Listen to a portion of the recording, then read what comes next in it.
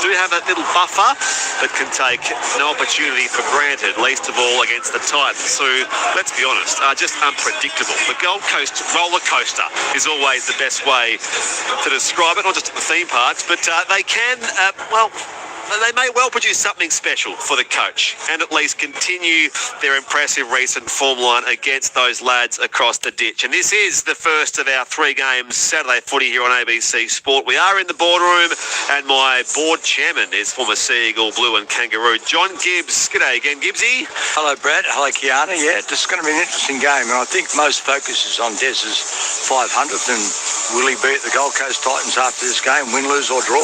Yes. Who knows? That's something to ponder afterwards, but I do wonder. I think we understand he won't be there next year, and that's all due to the fact that, among other reasons, there is that clause which says if there's no finals, then they can move him on quite easily, and there won't be finals this year for the Gold Coast Titans by any means. But when does that hammer fall? I suppose will be that'll be a discussion point, and Des is still being very stoic and saying, well, no, I'm planning on being here next year. And in the meantime, we celebrate he's the 6th to do it. So you got Wayne Bennett, Tim Sheens, Brian Smith, Craig Bailey, Ricky Stewart, a couple of contemporaries in there. The 6th ever to coach 500 first grade games. So really all the tough talk about and 2 premierships as a coach and 2 as a player. I mean, he's had a phenomenal career, and he's probably coming to the end of it. He mightn't like to admit that, but he has been great. And whether or not he can get the Titans up for this game against the Warriors remains to be seen, because the Warriors at home have been good. Yeah. A lot of their wins have been by close margins. I was going to say, so at home they're 5-2 in New Zealand this season, but overall, of their 12 wins so far, 7 by 6 points or less, or 8 by 8 points or less. So they win the close games. Yeah, and a lot of that's to do with good completion rate, which makes it difficult for other sides. But we saw an example of that with their win against Newcastle. I mean, they were never going to win, but Leka Halasima came up with something freakish. He's done that on a couple of occasions this year. He's only 19, but as we heard from Kiana previously in the preview with Andrew, Charles Nickel-Kluster back is a big in for them. Tane Tuapiki was doing a good job, but Charles is rock solid. Roger Tuivasa-Sheck, he hasn't had much focus, but since he came back from a hamstring injury 2 weeks ago, he has been incredible. His carries, the work he does from the backfield is amazing. Kiana Takarangi is a former Rooster, Night Shark, Kiwi Ferdinand, Cook Islands International, joins us here. And yes, the Gold Coast are up against it, but they had life and death with West Tigers last week. Probably could have won that game. They also had their club record win when these sides met last year. What do they take from that game, Kiana, if anything? Yeah, they take a bit of confidence from that one for sure, and they're, winning 4 out of the last 5 clashes against the Warriors is something that would give them a bit of confidence. So I think they're quite unpredictable. We don't know what they're going to bring, but I hope that they put on a good performance, especially for Des Hasler's 500th game, which is a massive milestone. He was excited about Leka Halasima as most footy fans. He's just a joy to watch, isn't he? I am. He's only 19, which is crazy to think how much footy he's got ahead of him, and to see some clutch moments over the last, this season, coming up with a winning try last week and earlier in the season as well. It's really exciting. So one to watch for sure for the Warriors. No Tino Fa'asuamaleaui, of course, the knee injury sustained in that game at Leichhardt Oval last week. So Kieran Foran leads out the Gold Coast Titans. In the place his city of birth, Kieran Foran, the outgoing 5'8", and their team is fullback AJ Brimson, wingers Jalen DeGroot and Philip Sami, centres Brian Kelly and Jojo Fafita. 5'8" and captain today, Kieran Foran. Halfback Jaden Campbell, lock Cleese Haas, back rowers Bo Fermor and Jacob Alakwinki, props Mo Fodawaker and Jamin Jolliffe, Chris Randall at hooker. The bench is Regan Campbell-Gillard, Isaac Fa'asuamaleaui, Josh Paxton and Sean Mulney. The 18th man for Des Hasler's Gold Coast Titans is Adama Howe. So they take positions here at Mount Smart Stadium. Of course, it'll be just approaching 5 o'clock local time there. Fine conditions, a little cool but clear skies, and there is a special celebration here for Ranania Kore playing his 150th NRL game. One of just 3 Warriors to start in every game this year from memory as well, the former Parramatta Eel, and so he's got his kids with him, and it's fantastic. A nice ovation for him as he leads out the Warriors ahead of their captain James Fisher-Harris, and their team is 1-17. Fullback Charles Nickel-Kluster back in, big in for them. Wingers Dylan Watton, Hazel Lesniak and Roger Tuivasa-Sheck. Adam Pompey and Kurt Catewell are the centres. 5'8" Chanel Harris-Tavita. Halfback Tanner Boyd against his former side. Also against his former side, Aaron Clark at lock. The back rowers, Leka Halasima and the milestone man right on the Akore. Props, James Fisher-Harris, the captain, and Jackson Ford. Hooker, Wade Egan. Bench is T. Marty Martin, Jacob Laban, Dimitri Vaimalga, and Tanner Stowers Smith. And the 18th man for Andrew Webster's New Zealand Warriors is Sam Healy. Final tips, Kiana Takarangi? I'm going to back the Wars today, boys. Warriors should be too good, I'd say, on the back of completions, better players. I'm on the Luke Lewis and Connor Watson Gold Coast Titans bandwagon. Just to tip the upset, just to see if something can occur here for Desert 500. Last night. Underway for your Saturday Rugby League here on ABC Sport. Warriors kick off, Titans to have first use. And there is the first hit up there with Jamin Jolliffe. And they pile on him. Halasima is in there first in defence, and so too Aaron Clark, who was quite forthright last week, speaking about returning back to the Warriors and what was missing late in his time at the Gold Coast Titans under Des Hasler. Here is dummy half Randall. So Sam Verrills is out, a big out for the Gold Coast Titans, and now I'm just convincing myself slowly that the Gold Coast Titans maybe can't win. The ref, by the way, is Gerard Sutton. Our touchies, John Stone and Kieran Irons, and Adam G is in the bunker as the Gold Coast Titans here come to the 40, and it's played by Cleese Haas coming back through centre field. This will be last play coming up, just short of the halfway there with Bremsen the fullback, and Randall finds the kick there of Campbell, end of the set. It goes high in the air at Mount Smart Stadium, taken 20 out, 20 in from the western side by Chance Nickel Klugstar, and they'll start their first set of the game. They're the Warriors, 25 out from their own line, southern end. So a minute played here. Tuivasa-Sheck hits that line at speed there. Randall makes the tackle in concert with Fermor. And Roger Tuivasa-Sheck, who was actually sin bin last time these sides met in round 16 last year. Dalian Player of the Year now 7 years ago. Here's, speaking of Dylan Watnose-Lesniak over the 40 here. And he'll play 8 short of halfway here for the Warriors. Play 3. Egan, running start from dummy half. Dummy's to the right-hand side here. And he's piled on there by 3 Gold Coast defenders. 20 in from the eastern side, just inside Gold Coast territory, northern end. Nickel Klugstar dummy half. Links up there with Aaron Clark, and they envelop him there. 3 Gold Coast players in defence. In their first was Fermor. Clark plays it quickly here. Egan comes blindside right. Tanner Boyd puts up the high kick, end of the set. Minute 40 played here so far. And it's on that left edge there with Philip Sami. And the Gold Coast go back on the attack once more. 12 out from their own line at northern end. Swung back here from 4 and dummy half through centre field. Trying to link up something here and tackle ball and all is that man in Brian Kelly. They come to the right-hand side of the park.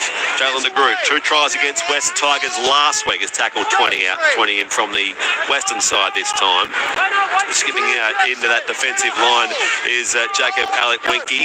Play at centre field, 30 out. This is second last play. A run from dummy half through Randall, gains a dozen.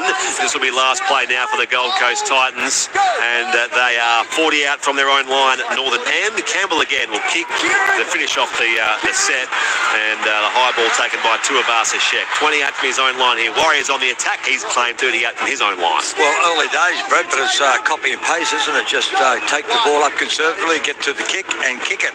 And the Warriors are less chance to make a mistake, but the Gold Coast Titans, they're going to have to take some chances. They need to score points. You can text us as always, 0467 920 222. Warriors are 7 metres inside Gold Coast territory, 6 more for the ruck infringement. So that was drawn by Harris Tavita, and here's the first run from James Fisher-Harris. A full set now for the Warriors. 3.5 minutes gone in the game so far, but a full set, 30 out from that northern line, which the Gold Coast Titans are defending. And there is Halasima. Played to Egan. 24 metres out now. Comes open side right. Through hands. Harris to Vita. Can avoid the inside ball here. Back now to the milestone now near Corre. And he'll play it 20 out from that northern line. Egan on play 4 now. Back to Aaron Clark. Gains 10 more metres. He's 9 metres out centre field here for the Warriors. Egan comes left here to Boyd. Catch a release now to his half partner. Harris goes back on the inside. And now going over to score, Adam Pompey. Just steamrolled the defence, got past Campbell, got past Bremsen. Adam Pompey scores in back-to-back games, and it's the Warriors who are in first. 4-0 kick to come after 4 minutes at Mount Smart Stadium on ABC Sport. Well, that was too simple, and all they needed to do was hang on to the ball. They were taking the ball up the middle. They got the 6 again. That's as good as a penalty. And on the back of that, they just threw the ball. Tanner Boyd looking to get the ball inside on the first occasion. This time he went outside. It went to Chanel Harris to Vita, and the big left foot step inside. Some really poor defence there from Jojo Fafita, and Poppy is over for a try, as soft as you like.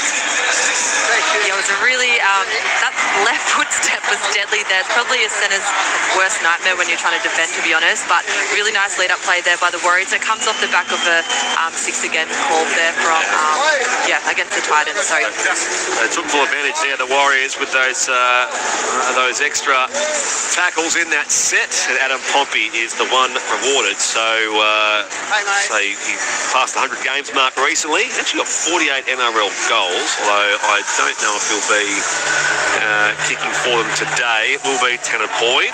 He's a dodgy kicker, Adam Pompey, at the best of times. His record's not bad, but he's not as prolific as Tanner Boyd, although ironically he missed the sitter last week. I was going to say, it wasn't the best finish. They won, but those pressure situations can do that. Tanner Boyd against his former side. As you mentioned, Gibbs, he's been the match winner for the Titans against the Warriors on occasion. He's 20 metres out here and 9 metres in from the western side, and this is over, and there's the extra 2. Warriors 6, Gold Coast Titans 0. 5.5 played in the first half on ABC Sport. The Warriors and the Titans 0467 920 222. Charlie in Far North Queensland, sitting in the backyard with my dog Shadow, loving the call. Hope the Titans get up. Charlie, thank you, Charlie. Ants from Levine. Hi, Swiggy, Gibbsy, Kiana. Going for the upset today. Titans to win, just to enjoy your call. Thank you, Ants. Stephen Carringbar, thank you for your text. Love you, Jonty, just says one correspondent as well. No name, just a lot of love for the Gibbs Cluster. Go around the ground shortly as well. As mentioned earlier, Titans 20, Warriors 10, the NRLW. And here in the men's first grade, Warriors 6, Gold Coast 0, as the Warriors bring the footy back from the kickoff. Egan swings it left-hand side of his skipper, James Fisher Harris. Of course, captains the Warriors, captains the Kiwis as well, international level. Another gain of 8 metres here from Aaron Clark, played 48 from his own line. Egan, the low ball there off to Jackson Ford running by. He can't offload, so he's put down here. 5 inside Gold Coast territory, 20 in from the eastern side. Second last play here for the Warriors, who lead 6-0. Egan, the few steps from dummy half, collected there by Potter Waker and Jolliffe, and the ref has deemed that was high.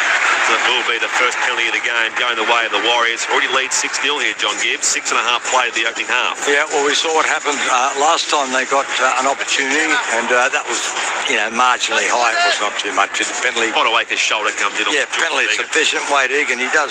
He's like a punching bag sometimes. He runs so hard, but that gets a good field position, 30 metres out. They control the ball, and they probably score again. John Gibbs, can't take a runny. Brett Sprigg here on ABC Sport. Jackson Ford receives it from the tap, eastern side of the park, and he just resets the ruck there. Does ref Jared Sutton. Coming inside that red zone now for the Warriors. Strong run from James Fisher Harris. Played that here to Harris. Now Tanner Boyd onto the fullback, Nickel Klugstar. Coming inside the 10-metre line. He's dragged down 6 metres shy, right-hand side of the upright. It's only on play 3 here for the Warriors. Egan at dummy half. It's going to be 6 more here for them. No. Egan goes to the left-hand side. And now again trying to get something going. A strong run from that man, Aaron Clark. 2 minutes out here, the Warriors from Gold Coast line. Boyd to Harris to Vita. He's wrapped up. Strong tackle from behind there, Jojo for Vita. And he'll play it. This is last play. 10 metres out from Gold Coast line. Warriors. Egan back to Boyd. Up goes the crossfield bomb. Campbell does bring it. It's Kelly who brings it down into the in-goal area. And so that will be a line dropout. A repeat set coming up here for the Warriors, who lead 6-0 after 7, make it 8 minutes in Auckland for the first of our 3 games here on ABC Sport. Can't take a rungy. It was a good defensive set there by the Titans. I reckon they got a little bit unlucky there. Just getting caught up in the in-goal. So Jaden Campbell goes long here with the line dropout. Goes 48 metres on the fly. Fed back here from Harris to Vita to James Fisher-Harris. Plenty of hyphens out there as per the New Zealand Warriors. Centre field 30 out. Wade Egan takes advantage of unsquared markers, and it's going to be 6 more as a result as well for the Warriors. So they've had 73% possession so far, the home side, for their 6-0 lead. And making it look easy here. Jackson Ford carries the footy into the clutches of Beau Fermor. He'll play it there for Egan. 13 metres out now for the Warriors. Boyd off to Harris to Vita. On to Halasima, who drags Jaden Campbell with him and takes the footy over the line. Big Leka Halasima for the Warriors' second try. 10-0, kick to come. We've played now 8.5 minutes in this first half, John Gibbs. Oh, that was on the back of penalty and a 6 again, and this is what the Warriors do. They have got a perfect record against sides that are out of the 8. 9-9 it is. So what they do is they don't lose the ball, and if the sides are up to it, they're going to grind you into the dirt. Tanner Boyd's doing a good job. Got the ball again on the outside to Harris to Vita, and he just was too strong for Jaden Campbell. He was like a water skier. He was going behind barefoot, and Leko he's 19. Just imagine when he grows up how powerful he's going to be. 2 tries in 8 minutes, Kana. It could get ugly quickly for the Gold Coast Titans. Yeah, it could. That was just a really strong run there by Leka Halasima. We've seen it before. Yeah, that right edge is in trouble there of the Titans, I think. Last time I was here with you in this boardroom, we called it 90 points to 4 game in Las Vegas, the Gillaroos and Lionesses. So we only call the close ones, you and I. Not to write off the Gold Coast Titans just yet, but it's not a great sign early on for Des Hasler in his 500th first grade game as coach. Leka the Wrecker, says one sign there in the crowd. So 10 minutes played, already 2 tries on the board here for the home side through Pompey and Halasima. Tanner Boyd is 1 from 1. There's a similar angle here, 45 degrees, 20 metres out as he comes in, and this cannon's off the left hand upright. Alas, will be 1 from 2, and it's the Warriors 10, the Gold Coast Titans 0. Round the grounds in the New South Wales Cup first half, Manly Warringah 6, lead Penrith 5. Still a few things to come, like the Queensland Cup getting underway, North Devils and winner Manly Seagulls. There's a full sort of slate of games coming up there. Women's rugby, the game was put on hold due to bad weather in Brisbane, the Wallaroos and Wales. It's still 7 points all there in the first half. Speaking of Gold Coast, AFL third quarter at Carrara, the Suns at 94 lead their crosstown rivals, or sort of intrastate rivals, the Brisbane Lions, 37. Seeing some good drone shots here, which aren't much good to me as far as calling the game's concerned. Morton Lesniak will play it. 20 out from that southern line. Open side left here again now for Nia Corey, his 150th first grade appearance. 11 going first half. Warriors 10, Gold Coast 0 to scoreline. A flat ball from dummy half as Egan finds Clark. Offloads back to his hooker, and Egan is eventually gathered 40 metres out centre field now for the Warriors. On play 3. Dummy half Harris to Vita. Back to Aaron Clark. Strong run, gains a dozen. He's up to halfway here. Midway through the set now for the Warriors. Egan spots up James Fisher-Harris to his left, and he's making a good gain here. He's about 35 out from that northern line. Last play Warriors. Tanner Boyd's kick into the set goes high down towards that northeastern corner. Leaping up down there off the wings and controlling it. Out there is Philip Sami, and he'll play it. 12 out from his own line at northern end. Trying to just jink his way past a couple of Warriors there. Brian Kelly will play it now for Kieran Foran, 20 out from his own line. So a fast start to this set for the Gold Coast Titans. No real gain there for Sami either. So he'll play it 20 in from the eastern side, 30 out from his own line at northern end. Play forward now for the Titans, and now Cleese Haas hit the deck. He did steamroll Wade Egan, who's getting up very slowly in back play. They come to break here, right-hand side. Campbell receives a Jolloff offload, needs some support, goes wide here to Jojo Fafita, who goes the rest of the way and scores the try. So a good break from Jolloff, who linked up with Campbell, and Jojo Fafita benefits, and the Titans in fact hit back. So it's 10-4, kick to come Gold Coast after 12 minutes in Auckland, John Gibbs. Well, that was much better play there. They were able to defuse the bomb, and they came up with a couple of good runs. Wade Egan was left in the ground. I hope he's going to be all right. Jonoff's got through. He found Jaden Campbell backing up. He's fine at backing up, and Wade Egan has got to be able to get the ball. He was able to get the ball he was instrumental. He scored, how many points did he score, Brett, in that 66-6 win last year? He scored a mountain of them. Jaden Campbell, beautiful work. Looked on the outside, had JJ Fafita, who'd led him one earlier, and he's got one back. He was chased, but too fast. Good comeback, good hit back there by the Gold Coast. He kicked 11 of 11 in that game this time last year at Robina. That record Gold Coast win 66-6. Score a try as well, I think. Yes, he did. So what's that give you? Yeah, 11, 22 plus 26. That's a big ball. Chitane Tuapiki scored 24 points for New South Wales Cup rout of South Sydney earlier. Kiana, a very impressive try for the Gold Coast Titans. Yeah, it was a bad miss there by Adam Pompey and Chanel Harris to beat us. So good to see the Titans get on the board, so we're not having a repeat of that last game. Quick kick taken by Campbell, and despite the angle, he makes good of that. So it's 12 out of 10-6 in his last 12 kicks against the Warriors. Correct. So 10-6 is the scoreline early on. So it's a try-fest in the first 13 minutes at Mount Smart Stadium. You're with Brett Sprigg, John Gibbs, Count Takarangi here for the first of our 3 games. Penrith West Tigers coming up for the 5:30 game at Western City Stadium, and we'll finish the day in Gosford for South and Cronulla. And Wade Egan's going to leave the field. He's going to undergo a head injury assessment. He got his head in the wrong place. He was run over by Cleese Haas, and that's what started that roll there forward for the Gold Coast to come up with that try. So a try to Jojo Fafita, the successful Jaden Campbell conversion. A big break again here. Big tackle bust from Jaden Jolliffe, who's eventually claimed 20 out, 20 in from the eastern side. We're seeing Egan go down to the sheds now. So that's concerning for the Warriors, who at least patrol the first 10 minutes of the game. He's had a few too, head injuries. Yeah, not for a little while though. He's had better durability the last couple of years, Wade Egan.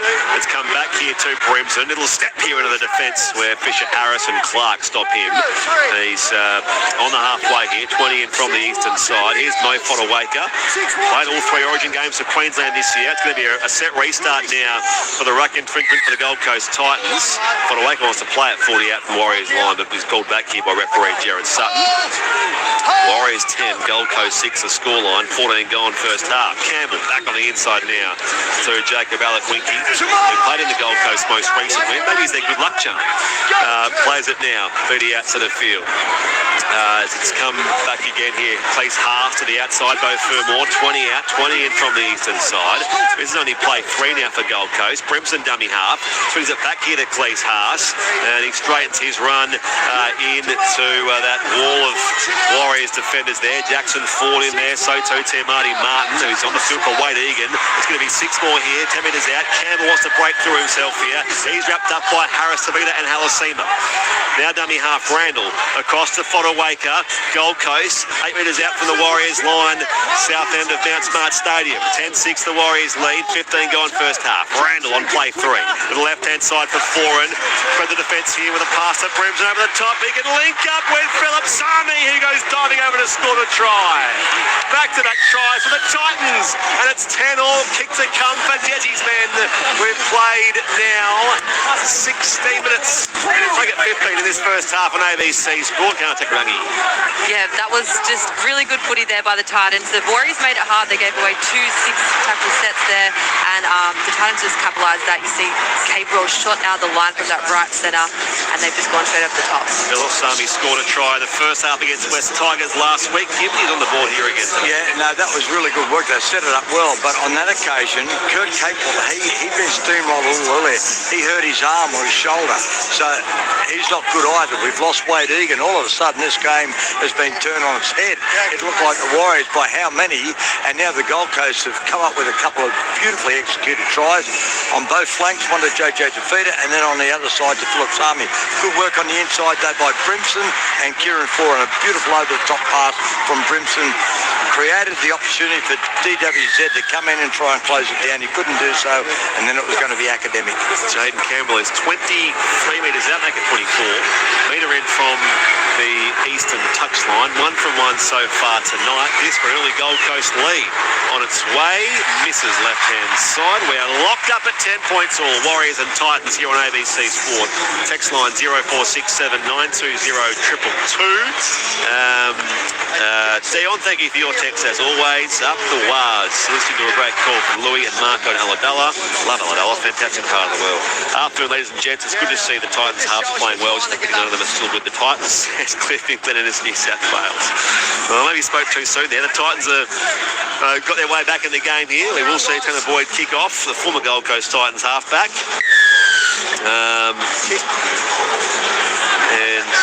Rog, cheers for the awesome call. Listening here right in the dangerous border of Thailand and Cambodia. I don't get the constant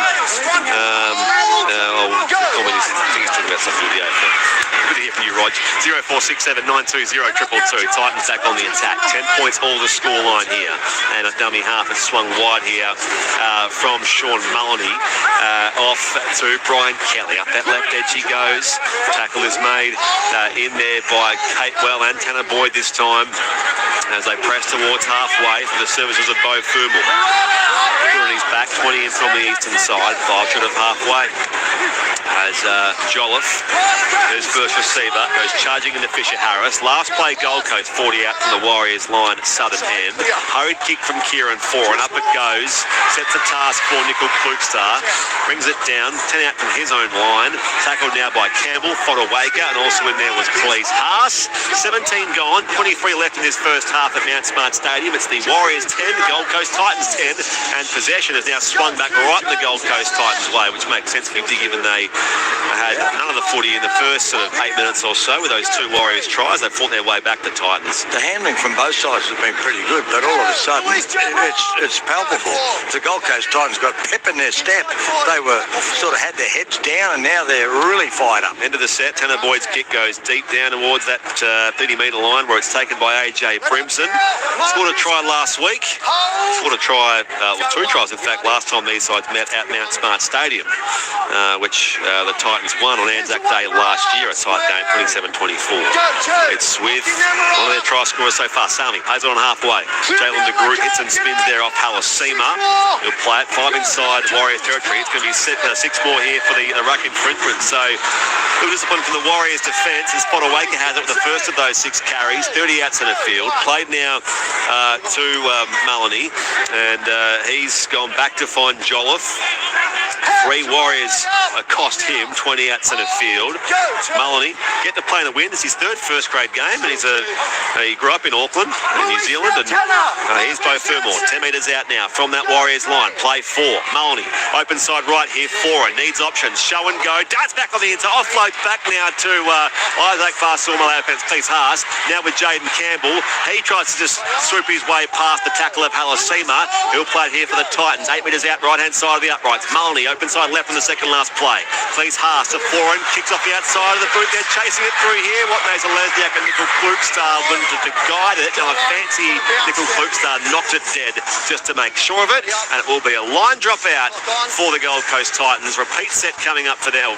Line drop out Warriors. Repeat set coming up for the Gold Coast Titans. 10 points all is our scoreline, John Gibbs, roughly at the halfway mark of this first half. It was one of those where Nickel Klukstar and Dallin Watney's legs were going for it, but the ball was sort of suspended, so it could have been one of those where Superman flew through the air and knocked it back into the field of play, so they decided that they'd be careful. Short Tanner Boyd drop out here as it's play on here for the Gold Coast Titans. It's now been lost by Cleese Haas into the path of Jackson Ford, and the Warriors are away 20 out from their own line, so they withstand a dicey situation there as the Gold Coast look to continue their scoring momentum. 10 points all so far, 2 tries all as we approach the 20-minute mark of this first half on ABC Sport. You're with Brett Sprigg, John Gibbs, Count Rangi here on ABC Sport. Here's Nickel Klukstar, 40 out centre field now now for the Warriors. Play 2. Dummy half, it's come wide here. Back again to James Fisher-Harris. Standing the Alec Winky tackle on halfway. Played now to Timothy Martin. Off to Boyd. And now near Corey. And he's brought to the deck. 40 out from that Titans line all in. This is second last play here for the Wars. And now Aaron Clark goes nowhere in the Kieran Foran tackle. Last play Warriors. Martin dummy half. Egan still off the ground here for the Warriors. Boyd's kick up in the air. Brought down here again by Philip Sami. And he'll be playing it 10 out from his own line at Northern End. And a new set will start there for the Gold Coast Titans. It was a better set there by the Warriors. I think the Titans need to try and find some more points on this set and take the win for the first time. Yeah, well, it's been a long time between drinks for the Gold Coast Titans. Just the 4 wins this year. Jalen de Groot, 20 out from his own line. And now they keep coming right-hand side of the field. Tackled and playing it now is Jojo Fafita, who scored their first try after the early 4-pointers to Adam Pompey and Leka Halasima for the home side. Now with Regan Campbell-Gillard, played now to Maloney, fires it right. Last play, and as Campbell does kick downfield, 10 metres out from his own line, taken by Roger Tuivasa-Sheck, and he's in the two-man tackle there as Cleese Haas and Jacob Alec Winky there to greet him 30 out from that southern line. For a slingshot nickel Klukestar forward here, Maloney grabs him, plays to Harris to Vita. Alan Watt-Nasal-Lesniak angles his run toward the eastern touchline, but he's stopped there by Beau Fermor. This is play 3, make it 4 now for the Warriors as Jackson Ford backs his way into Cleese Haas, and now he's held 40 out from that northern line. Centre field, dummy half to Marty Martin to Clark, and now again here it's fed wide to Halasima. And he'll make a bit of a post-contact game there in the Campbell tackle. Play at 25 out. Martin off to Boyd. Last play. Warriors 10, Gold Coast 10. The ball will land on the chest of Philip Sami. 5 out from that northern line. Gold Coast back on the attack. John Gibbs, 22 gone, 18 left in this first half. Warriors 10, Gold Coast 10. Well, they're not contesting those bombs. They've got to sort of put the Gold Coast under pressure. Jalen the group's been able to defuse them quite comfortably. What is unsettling the Warriors is the quick play of the ball from the Titans. Because they're playing the ball so quickly, they're getting 6 agains, and the Warriors are looking a little rattled, albeit 10 all. Around the grounds, NRLW, first half underway. Roosters 6, Bulldogs 0. Jasmine Strange try. Jocelyn Kelleher conversion there. We'll keep an eye on that, and all the scores going on here. We're at Mount Smart for the action live as Maloney from dummy half links up with Brimson. He runs headlong into the wall, which features near Corey, and also in there too Marty Martin, just shy of halfway the Titans. Last play, kick through Campbell. High spiralling ball onto the chest there of Roger Tuivasa-Sheck. Remember the high ball in this game so far, which of course you'd expect to play wing for the Warriors. He's played a lot of fullback in the past. Watt-Nasal-Lesniak here to Tanner Boyd. Open space on the eastern side now. He's got Catewell running by. Catewell was stopped on a desperate attempt there from Philip Sami. Catewell still going though, so he's charging into that Gold Coast Titans half. He'll play at 30 out now. This is play 3 now for the Warriors. It's 10 points all. Warriors Titans here on ABC Sport. Fed back on the inside now to Dimitri Vainonga. Offloads back to Martin. 20 out now. Almost lost by Nickel Klukestar, but he recovers the football and he's wrapped up by Fermor. 20 out, 20 in, Eastern touch. This is play 4 now as Boyd. Left hand side, Harris to Vita. It's been dropped by Leka Halasima. It was straight down, and of course that's good enough to constitute a knock on, and it will be a Gold Coast Titans scrum feed 20 out from that northern line. Now, if Capel had pure pace then, he would have been away, but he wasn't. Philip Sami was able to get him, just sort of nab him, and he would have been away. But that ball by Leka Halasima drop, that was a poor drop. They don't do that. So Gold Coast scrum 20 out centre field. Campbell, Maloney, the base of the scrum comes left-hand side of the park, and tackled there is Brian Kelly, who's only playing Queensland Cup sort of recently. He's played 15 games this year, so 15 of the 17 first grade games, or now 18. Kurt Capewell's been cut open as well, so Looks like a warrior. I don't know if the refs quite seen that yet, but he's still on the park as far as I can tell. Played there by Jolla, 40 outs in the field now for the Titans. On play 4, it's come back to Cleese Haas, and he's ripped the turf by Halasima and also by Malnga. A couple of those rising stars for the Warriors. Dummy half, that pass went forward from Maloney to Kieran Foran.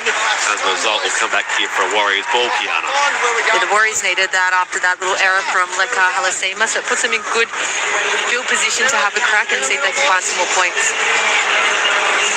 Just forward that one. Now we're waiting to see whether or not Wade Egan comes onto the field. He did go back to the bench, so that's a good sign, but whether or not he's okay remains to be seen. By the way, in that New South Wales Cup game today, I'll tell you another player to start, Jet Cleary.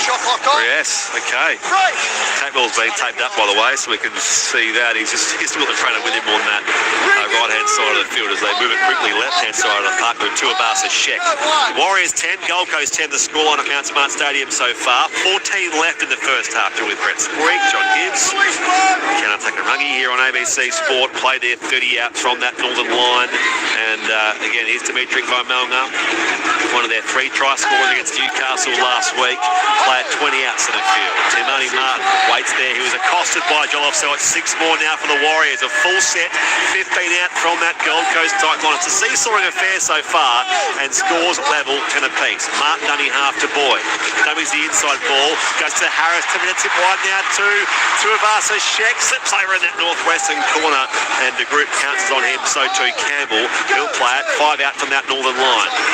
Early in the set though for the Warriors, Boyd shifts it across the right-hand side for Jackson Ford, and he's claimed 7 metres out, left-hand side of the uprights. Tamani Martin to the right-hand side now. So Boyd again, he's everywhere at the moment, Tanner Boyd. Off to Capewell, the new head tape, he's pressing inside that 10-metre line, wrapped up by Foran, so too Kelly. Plays in that northeastern corner of Mount Smart Stadium. Second last play, Boyd back to Ford, and no options here, so he is put down on the 3-man tackle. Last play, 5 out centre field. Martin off to Clark, and now by Malnga, not quite enough power as he stopped barely a metre shy there by Jaden Campbell and co, and the Titans will go back on the attack here. It's 10 points all Warriors and Gold Coast on ABC Sport. 27 gone, 13 left first half. Jacob Alec Winky came up with 2 good tackles. That one on Vaimelga and earlier on Roger Tuivasa-Sheck. A very important tackle. So he's moved out there on that right side to sort of combat the left-hand attack of the Warriors. Titans on the attack through Philip Sami. Dummy half Maloney finds Fermor. Claimed 20 out, 20 in from the eastern side. He's now lost the ball. There's going to be a penalty here going Gold Coast way. Ruling that Tanner Boyd was the one infringing. So that is going to be a Gold Coast penalty. And so far by my count, that would be a penalty apiece. In fact, it is, yeah. So they ruled that he interfered with both Fermor as he was playing at Tanner Boyd. So they find touch on the eastern side, and Gold Coast will roll on here. 5 short of halfway, 10 points on the scoreline. Open side right they come, Cleese Haas. The angle run here into Timani Martin. He has a Gold Coast next as well. Timani Martin, he went to Kibra. A lot of great footy players did. High school, it's rugby league program. Foran, the left-hand side. Set restart here as Brian Kelly's tackle. 30 out, 20 in from the eastern side. Maloney sets up a dummy half. He's already played 2 here. Kieran Foran. Inside down to Regan Campbell-Gillard. Tackled from behind by Halasima. And also Martin. Centre field 25 out. Foran goes again. Captaining the Gold Coast today. On to Campbell, who's set upon immediately by Chanel Harris-Tavita. And Campbell is slow getting up.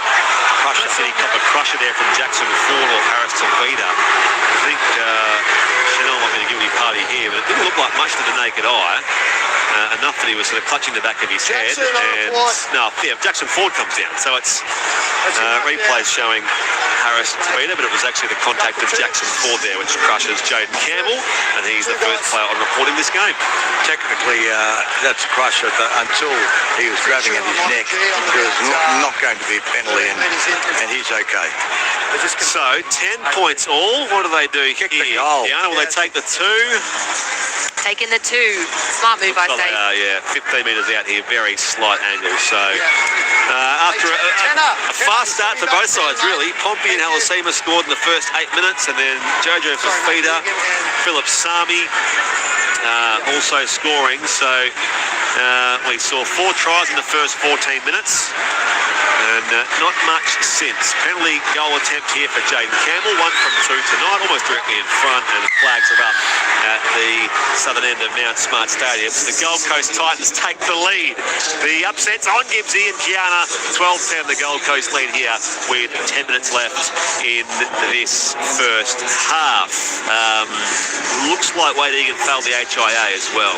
Yep, sitting back out there. So we saw him on the bench, didn't we, Gianna, and he looked a bit disconsolate. But normally when they're out of the game, they don't come back out the bench. But he was out there in his gear. That's a big blow. And that was just getting his head in the wrong position and run over the top of by police half. They pick back from the kickoff here through Jamie Joel. By the way, shout out to Mick Dobson playing for Crookwell Green Devils today against Harden Hawks. Oldest footballer still playing in Australia. Good luck, Don, and Saw Love Digger. I don't know if that's an actual record or if it's just his mate Digger having a dig at Mick Dobson. But all the best to Mick and the Crookwell Green Devils today. Here is Cleese Haas straightening his run here over the 30-metre line for the Gold Coast Titans. 31 gone. 9 minutes left in this first half on ABC Sport. Titans 12-10 over the Warriors so far. Foran rips it left-hand side of the park now for Brian Kelly. And he's tackled by Tanner Boyd. Played down quickly on to Kieran Foran. This is the second last play as Philip Sami gains a good dozen there up to the other 40-metre line in Warriors territory. Maloney, open side right now to Campbell. End of the set. His kick goes high in the air. Which Warrior calls for it? Nickel Klugstar did well. Fermor came to hit the deck hard in that aerial contest. He's come down very hard as the back rower. He's still riding in back play as the Warriors wheel on here. We're also to field 2 of Arthur Sheck. And there will be now a delay. We'll have time off here on tackle 2 for the Warriors as both Fermor gets assessed on the field. Oh, he comes down on his head. Yep, he was lucky he didn't hurt his neck, Brett. And if Wade Egan's failed his HIA, I think we can tell from almost just from that there might be something similar coming here for both Fermor. Yes. He'll be assessed. He will. You don't see that too often. Usually you kind of brace with something other than your head, but that one looked nasty. Because he didn't actually have any, there was no impact to his upper body or head in that contest. It was sort of like his hip sort of came off Nickel Klugstar. Then as he went below horizontal as he came down and then came very hard on his head. Just bad balance in the end because, not by him, but he got put in a dangerous position by himself competing for the ball, but he'll be assessed. He remains out there, so he's still there for now, both Fermor. Well, Give it a minute. If they have a look at that, we're here. We're not doctors and we don't get him off. Malnga here with barnstorming one up over the halfway here for the Warriors. This will be last play. Martin a dummy half 40 out to the right-hand side as Tanner Boyd kicks it high in the air. Taken on that outer wing there by Philip Sami. And the Titans will start a new set. 8 minutes out from Mount Northern line at Mount Smart Stadium. They lead the game 12-10 in Des Hasler's 500th first grade appearance as coach. Offload comes back here from Kelly to his captain Kieran Foran, and he's tackled 10 metres out from that northern line. As dummy half Brimson onto the right-hand side. No real gain here now for the Titans as Jojo Fafita is tackled. Maloney off to the right-hand side. Brought down by Halasima brings down the ball carrier there and Jacob Alakwinki. Play there for the Gold Coast Titans. Up over the 40 here they go off a little pinballing run from AJ Brimson, and he'll play it 8 metres short of halfway. 7 left first half on ABC Sport. Gold Coast Titans 12, New Zealand Warriors 10. Last play kick high in the air. 20 out from their own line here. The Warriors back on the attack through 2 of us. He's been their man under the high ball. Here we go. And now... Sorry, mate, I can't do anything about it. Independent the doctors come in. Thank you, Jared Sutton. Off you go. Medicare, I'll charge you, I'll bulk bill you. I mean, fair dinkum, that is ludicrous. It took one replay to see how heavy that But he was stunned. He was left on the ground, stunned. So he didn't get up. And then when you saw the replay, so I don't know what they're doing, but that was ridiculous because sometimes you think, oh, it's a bit soft or whatever. But he went from a great height and crashed into the turf head first and was stunned on the ground. Keep an eye on the Beau Fermor HIA then, Gibbsy. You're our de facto sideline here in the boardroom as we watch on at Mount Smart Stadium. Titans 12, Warriors 10. 6.5 left in the first half. Nickel Klukestar hits the ball at pace and gains 10 more metres inside Gold Coast territory. Played it to Matty Martin. Open side left here. This time the tennis star was Smith. Debut early this year against the Dolphins. This will be last play Warriors. Martin here to Harris Tavita. His last play kick off his preferred left side. Arrives at the 10-metre line. Jalen DeGroot leaps up for it for the Gold Coast Titans. Brings it down. He'll play it there. Gold Coast back on the attack, Kiana. They lead 12-10. Yeah, I'm really impressed by the Warriors back three. I think they've done a real diffusing all of the kicks from Jaden Campbell, but that was a really good take there by DeGroot. So good start to the set for the Titans. Philip Sami receives it and carries it here a good 12 metres before he's tackled by his tennis star was Smith and Dimitri Vaimelna. This is tackle 4 here for the Gold Coast Titans and Fodawaker who's tackled playing it now just short of the halfway. Brimson directs traffic left-hand side Foran. Little half break from Brian Kelly. Offloads back to Kieran Foran. Back here to Philip Sami. Darts infield on Tanner Stowers Smith and Tiamati Martin wraps up AJ Brimson and he'll play at 35 out, 20 in from the eastern side. Last play Gold Coast, 12-10 there lead in Auckland. So here's the upset brewing. Last play kick from Campbell. Down to Roger Tuivasa Sheck. Off the Nickel Klukestar. He's in a good break here. Over the 20 and he's brought down by Jaden Campbell. So a good chase and tackle there from the Gold Coast halfback. Warriors will roll on here, 30 out from their own line. But they trail 12-10, 4.5 left in this first half on ABC Sport. And it's been lost by Roger Tuivasa Sheck. An uncharacteristic error, which might sum up the last sort of 15 minutes or so for the Warriors, who trailed 12-10. Well, the two last drop balls from them were Leka Halasima and Roger Tuivasa Sheck. Tuivasa Sheck had linked really well with Charles Nickel Klukestar, but that one went straight from Harris Tavita. He had a bit of a look where he was going to run. In front of him was Big Jamin Jolliffe, and he just had a boat beat and lost the ball. It was as simple as you like. You cannot afford to do that. The offloads from the Gold Coast also worrying the Warriors. Yeah, definitely. The Warriors just need to hold on to the ball. I feel like they're their own worst enemy at the moment. Can't take a rungy alongside John Gibbs. I'm Brett Sprigg here on ABC Sport. 40 out the scrum feet, 20 in from the western side as they come to that left-hand open paddock here, the Gold Coast Titans. Fodawaker claimed their centre field, 35 out. Dummy half Maloney to Campbell Gillard. Flat ball there to that left edge for Cleves Haas. They'll play at 30 out to the Warriors line. Can they find some more points in the Gold Coast before half-time? For it, back to the right-hand side now. Campbell! Coming off the line, Halasima nailed the Gold Coast halfback. This will be play 4 coming up here. 30 out, 20 in from the western side as Jamin Jolliffe also takes some heavy fire there from his opposite number in Jackson Ford. 20 out centre field. Biggie kick from Kieran Foran. Fielded though by Tanner Boyd. And that little challenge there from the Gold Coast is thwarted by their former halfback. Warriors will go on the attack here. 10 out from their own line at southern end. It's the Titans 12, the Warriors 10. With 3 minutes left in this first half, and now a penalty going the Warriors' way. They're trying to bring the crowd back in. They're trying to do things a little bit quicker. That was a very fortunate catch by Tanner Boyd because they were looking really dangerous. They're all over the Warriors. Penalty count 2 all, by the way, and set restart to a total of 4-3 Gold Coast way. What did you say the penalties were, Brett? 2 all now. Okay, so that's 4 and 9 restarts. That's 13 stoppages. Yeah. 2.5 left in the opening 40. Gold Coast lead the Warriors at Mount Smart. 12-10. They've won 5 of their past 6 against it, including on Anzac Day last year at this venue, and their best ever record win at Robina last year. So there's something there about the Gold Coast and the Warriors up against the top 4 side. Jackson Ford hits the deck hard. 40 out, 20 in from the western side. Play 4 now for the Warriors. Tanner Boyd feeds it back here to Niakore.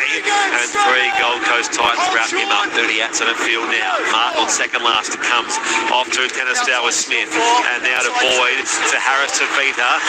On here again up left edge. It's a good run. And eventually stopped there in the tackle of Jojo Fafita. Was Adam Pompey. He was the first try scorer in the game. It comes from Chanel. Back to Halasima. At that left-hand side, it was forward to Tuivasa Sheck, who goes flying through the air. And there was a nice sort of would-be try saved by AJ Brimson anyway, but the pass was forward. You can hear the call from Jared Sutton. And so it will be Gold Coast ball. 90 seconds left in the first half, Gibbsy. It's Gold Coast who still lead at Mount Smart, 12 points to 10. And that wasn't forward. That was just a beautiful pass. You know, the irony there is he was going to be tackled anyway, so it would have been a 7-tackle reset. So now they only get 1. No tackles. So, and 10 metres out from their own line. Yeah. So it was a bonus really for the Warriors. And we'll see what they can do here, the Gold Coast Titans. Brian Kelly on the advance. It's out of the red zone, plays at 25 from his own line. Fodawaker carrying the footy. Big fend there on right on Niakore. And playing it now with 55 seconds left in the half. Sami brought to the deck by Martin and also Niakore. Play 40 out now. Tackle 4, Campbell Gillard off to Jolliffe with the break again. And Campbell's on the end of it now. He can jig away from Nickel Flugstar, but he's wrapped up by Timothy Martin. Offloads here. It's a messy ball. Back now for Jojo Fafita, who's tackled 20 out. 30 seconds left in the half. There's still time for 1 more now for the Titans. Couple of plays left in the set. Foreign inside the 20. Pass left now, Brimson. Inside ball. Back now to Kelly. Straightening his run here. 11 outs in the field. 15 seconds left. Last play, Gold Coast who lead 12-10 as we are just seconds away from half time. Easy, no rush to play it, Brian Kelly. Maloney to the right-hand side. Forward again.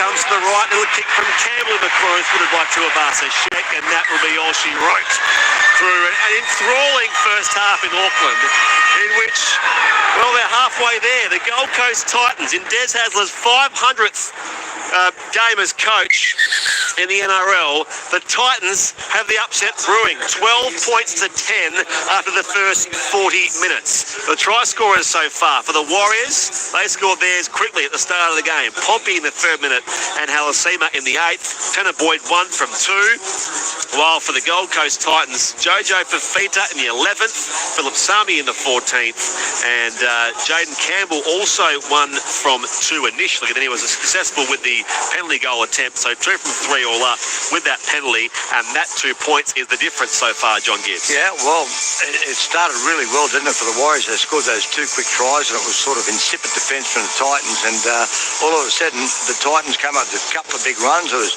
Cluse Haas running over the top of Wade Egan, and Wade Egan subsequently failed an HIA, and then we had a good run also by Mo Fodawaker. He linked with Campbell. Campbell got the ball to Fafita, and then all of a sudden they started to believe in themselves. There was a couple of errors. They were coming out with quick play the balls, good offloads, mixing things up, and as a result, the Warriors, they struggled to, hold them back. It's only a slim lead, but at least it's a lead, because what would have been a worry for the Titans if the Warriors had led at half-time, the Warriors have won their 8 games where they've led at half-time this year, 8 out of 8. So they're in with a fighting chance. So we had at one stage 74% possession in those first 8 minutes for the Warriors, and now it's 53% possession all up for the Gold Coast Titans. Completions have been pretty tidy for both sides, especially Gold Coast, 94%, just the 1 incomplete set, while 3 handling errors made by the Warriors for 84% completion rate. Line breaks of 3 apiece. I mentioned penalties a short time ago, 2 all penalties. Rack infringements, 3 all plus 1 more for an inside the 10, which went the Titans' way. 1 player on report, Jackson Ford, for a crusher on Jaden Campbell late in that first half.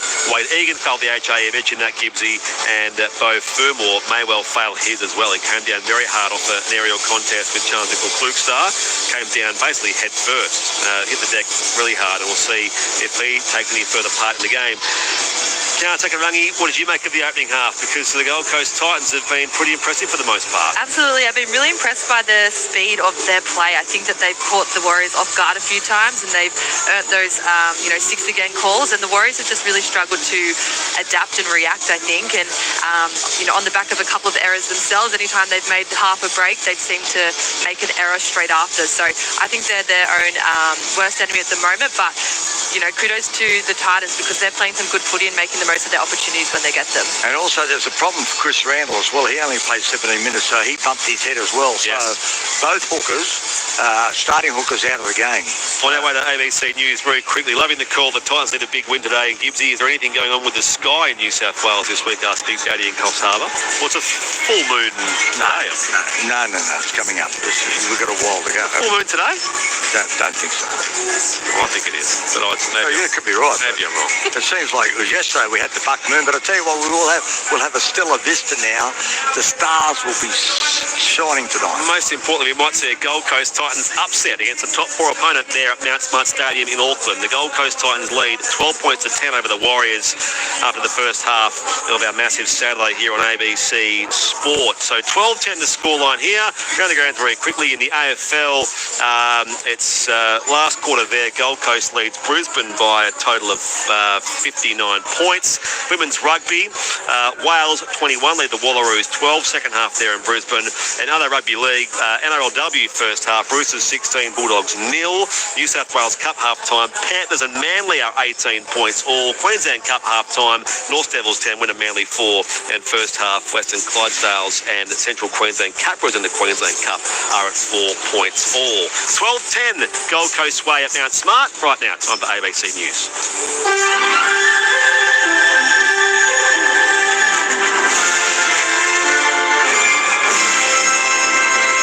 ABC News with Satyam Weinstein. 32 people have been reported killed in escalating clashes between Thailand and Cambodia, with Phnom Penh reporting 12 new deaths. Ali Crew reports. Officials in Thailand say a hospital in Surin province has been badly damaged after being hit by Cambodian rocket fire. All the patients in the facility had been evacuated. Explosions and heavy gunfire can be heard as the two sides exchange fire in areas along the Thai-Cambodian border.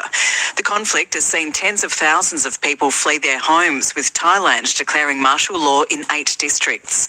Malaysia is offering to mediate between the two sides and is calling for an end to the hostilities.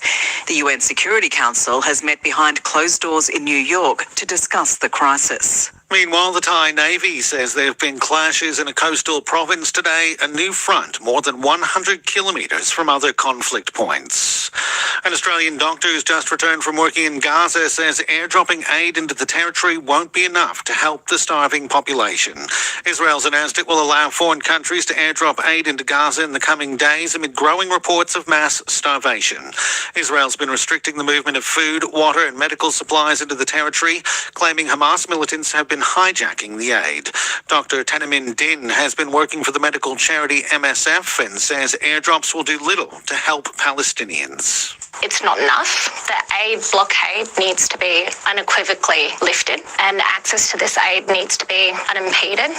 A few airdrops is not going to make a tangible difference. What we had feared months ago, we're finally starting to see that people are literally just dying because they don't have enough food. A Mexican judge overseeing the case of 2 murdered Australian surfers has granted a defence request for a delay to allow more time to discuss a potential plea deal. Here's North America correspondent Carrington Clark. Today was supposed to be an evidentiary hearing for those charged with the murder of Australian brothers Callum and Jake Robinson.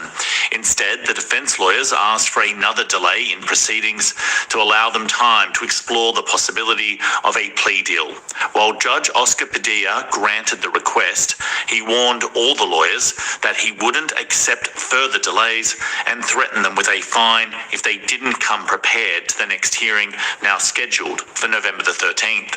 None of the 3 men accused of the murders has entered a plea so far. Carrington Clark, ABC News. The Spanish Civil Guard has led evacuation efforts as wildfires burn in the Toledo region southwest of the capital, Madrid. Dozens of people have fled their homes as flames threaten residential areas and engulf large swaths of forest. The WA Liberal Party's State Council has passed a motion to push the federal coalition to abandon the target of net zero greenhouse gas emissions by 2050. The council held a closed-door meeting in coalition frontbencher Andrew Hastie's electorate of Canning. It's understood the motion passed with overwhelming support. It comes after the South Australian Liberal State Council passed a similar motion in May. South Australia's Primary Industries Minister Claire Scriven says a hay convoy bound for the state's drought-stricken farmers is one of the largest ever seen in the state. 85 trucks loaded with more than 6,000 bales of hay and straw have been sent from WA to support about 400 farmers in South Australia. Ms. Scriven says it's a project between farmers across borders and need for feed with SA government support. This particular run is one of the biggest we've seen to South Australia, and it brings the number of farmers that have been helped since the beginning of the year through the donated fodder transport scheme to almost 2,000 farmers. A woman's been charged after allegedly stabbing a colleague at a Sydney hotel. Police say a 30-year-old woman was found with multiple stab wounds at the Macquarie Street Hotel in the early hours of this morning. A 27-year-old woman also suffered minor injuries when she attempted to intervene.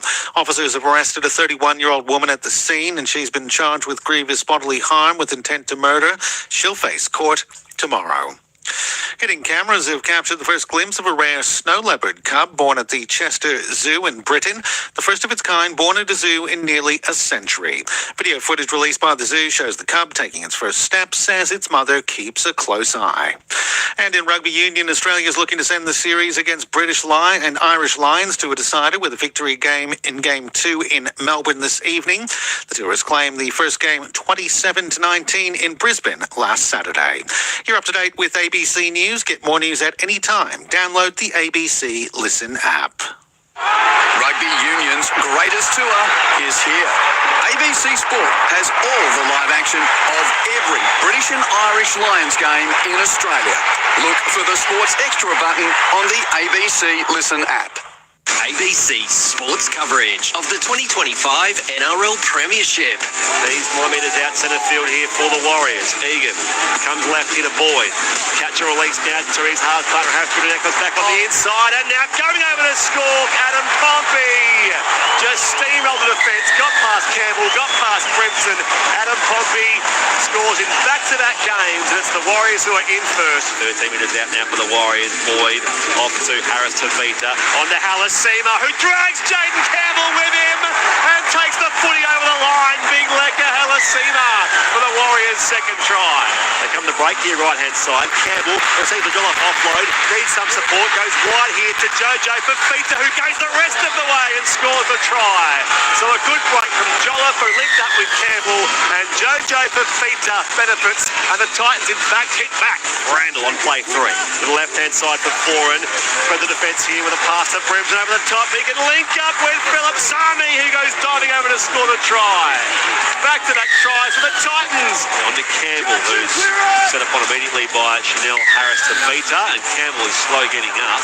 Crusher, City Copper crusher there from Jackson Ford or Harris Tavita. Penalty goal attempt here for Jaden Campbell. 1 from 2 tonight, almost directly in front, and the flags are up at the southern end of Mount Smart Stadium. The Gold Coast Titans take the lead. The upsets on Gibbsy and Kiana. 12-10 the Gold Coast lead here. The 2025 NRL Premiership On your radio, ABC Sport Digital Radio. and on the ABC Listen app. As you heard there, Gold Coast 12, New Zealand Warriors 10, half-time in Auckland. Massive Saturday footy on ABC Sport. Later on, South and Cronulla in Gosford. But next up, it'll be Penrith and West Tigers at Western Sydney Stadium in the 5:30 game. We're getting closer to kick-off. Andrew Moore, hello once again to you. Hello, Spriggy. Yeah, beautiful winter's day here at Western Sydney Stadium. Some great tries already in the New South Wales Cup. Early second half, Manly 22, leading Penrith 18. No team news yet for Penrith or West Tigers, although, interestingly, Liam Martin, who's been out since that wrist injury in Origin 3, he is still on the extended bench. So we'll see how that pans out in the next half hour or so. Referee will be Peter Goff with Chris Butler in the bunker. Luke Lewis, welcome back to you as Penrith chase a 6th straight win, well, in fact, a 7th straight win. They've won 6 in a row. One of those was against the West Tigers, a tough, grafting, grinding sort of game in round 14. Are we going to get a similar game here today? No, I think Penrith will be too good for them today. I really like the way that Penrith are building. They're going for 7 straight. They're really starting to find their mojo in their attack. They've got a really good side. Obviously, Tungall's back, which is great. Isaiah Yo's back. I do believe Elliot Martin will come back in. Why name him 19th if he's not going to play? So I think he might come back into the side. Yeah, they're building nicely, Penrith. I reckon they're going to they'll get the win today. They'll be hard to beat, and I think they'll win comfortably. But the West Tigers, Michael Carianis, have shown some signs in recent weeks with a win over Connar's Sydney Roosters and also 1-point win over the Gold Coast that you were at Leichhardt last week. Yeah, pretty low game last week though. Andrew, they beat a Gold Coast side very late, but the inclusion of Stalemate was exceptional for him. He was the difference in that side. I really like Adam Dewey at 13 as well. I think that's probably his position long term, so he gets another opportunity there. So there's been a couple of moments for the West Tigers, but not enough to satisfy me that they'll go close to this Penrith side. Connor Watson, the Panthers. I mean, you and your Roosters have played some really big games against them in the last few years on their run of 5 straight grand finals, 4 straight premierships. How concerned is the rest of the comp about this winning streak that they're on now? Yeah, I mean, you sort of thought, at the start of the year they were sort of really struggling, but you knew what, they're a champion side and what they're capable of. And 8 rounds in, they will last. Yeah, I know. And like I spoke about earlier, in our situation, it probably just how close the comp is this year, that you can just string a couple games together and it can just change your season. It can really turn your season around. But I hope for our sake that the Tigers win today. It looks like Liam's playing as well. He was out there sort of with the boys kicking the ball around as well, and I think Eisenhuth's playing New South Wales Cup there, so I'd say good indication. Bardo will come in. But adding a guy like that, we all know what he's capable of, the energy that he brings to a team and the intensity. So, but yeah, like MC said as well, it was good. Like just Taylor's performance last week, both the May brothers probably got a bit of a point to prove today, I reckon, coming up there against their old side, those boys. So there's a lot of ex-Penrith players in this Tigers team as well, so they probably want to get the wood over them. How chuffed are you and Louis at the moment that you both tipped the Gold Coast? Yeah, well, watching the first 10 minutes, I thought that the Warriors were going to smoke them, to be honest. But the Titans showed some pretty good resolve to fight back to be up 12-10. So we'll see. 40 more minutes to see if me and Louis are geniuses or not. Never in doubt. Yeah. I don't think 40 minutes will determine that, especially with my learned colleague, Mr. Lewis. All right, boys, we'll be back at 5 o'clock for the Between Game show. Let's go back to the boardroom for the second half. Brett Sprigg. Thank you, Andrew. And yes, thank you, Connor and Louis and MC. It's going to be, fascinating to see if the Titans can hang on here. John Gibbs, can't take a rungy as far as seeing out this remaining 40 minutes. It's by no means a cue in the rack type lead. How did the Warriors respond in the second half? Well, they were down 12-6 at half time against Newcastle and got out of jail, so they're going to need to really control things well here. And they'll have 20,000+ willing New Zealanders there cheering them on here as the kickoff for the second half is underway. Fielded by Watanabe Lesniak. It was an awkward one. It sort of bounced over to him. Plays it there for Tanner Boyd. And I think I did see Beau Fermor out there as Campbell Gillard makes the tackle. But the Warriors were on the attack first up here. Jackson Ford, 30-metre line, played down Tamani Martin off to that left-hand side. Campbell lowered the tackle up top, Molney, and also in there Jojo Fafita. Second last play, Warriors, as Fermor is out there. So he passed his HIA. Didn't appear likely at the outset, but he's passed his HIA. They're still without Randall, and the Warriors without Egan as far as previous head knocks. Last play kick, Tanner Boyd high in the air, goes down all that 3-metre line, taken by AJ Brimson, and he's tackled there by Maida Niokore, who'll play it 30 out, 20 in from the western side. On the attack they go here, the Gold Coast side. It's 12-10 their lead in Des Hasler's 500th game as an NRL coach. Thanks, Dimitri. Played 40 out here from that southern line, and again this time it's De Groot in the action. Plays it there to Molney.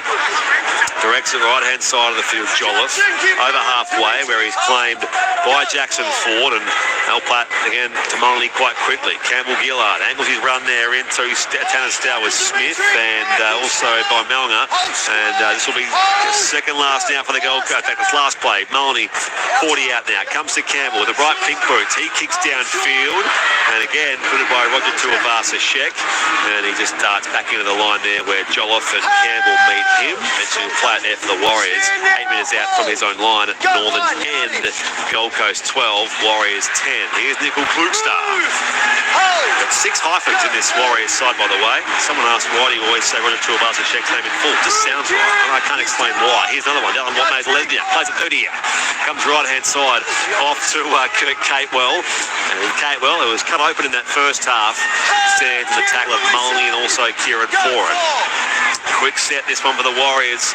Stowers Smith, his first receiver. Tackled by Campbell Gillard. Now it's last play, 40 out. Martin off to Tanner Boyd. Kicks high in the air here. It sets a task for the winger down there in Philip Sami.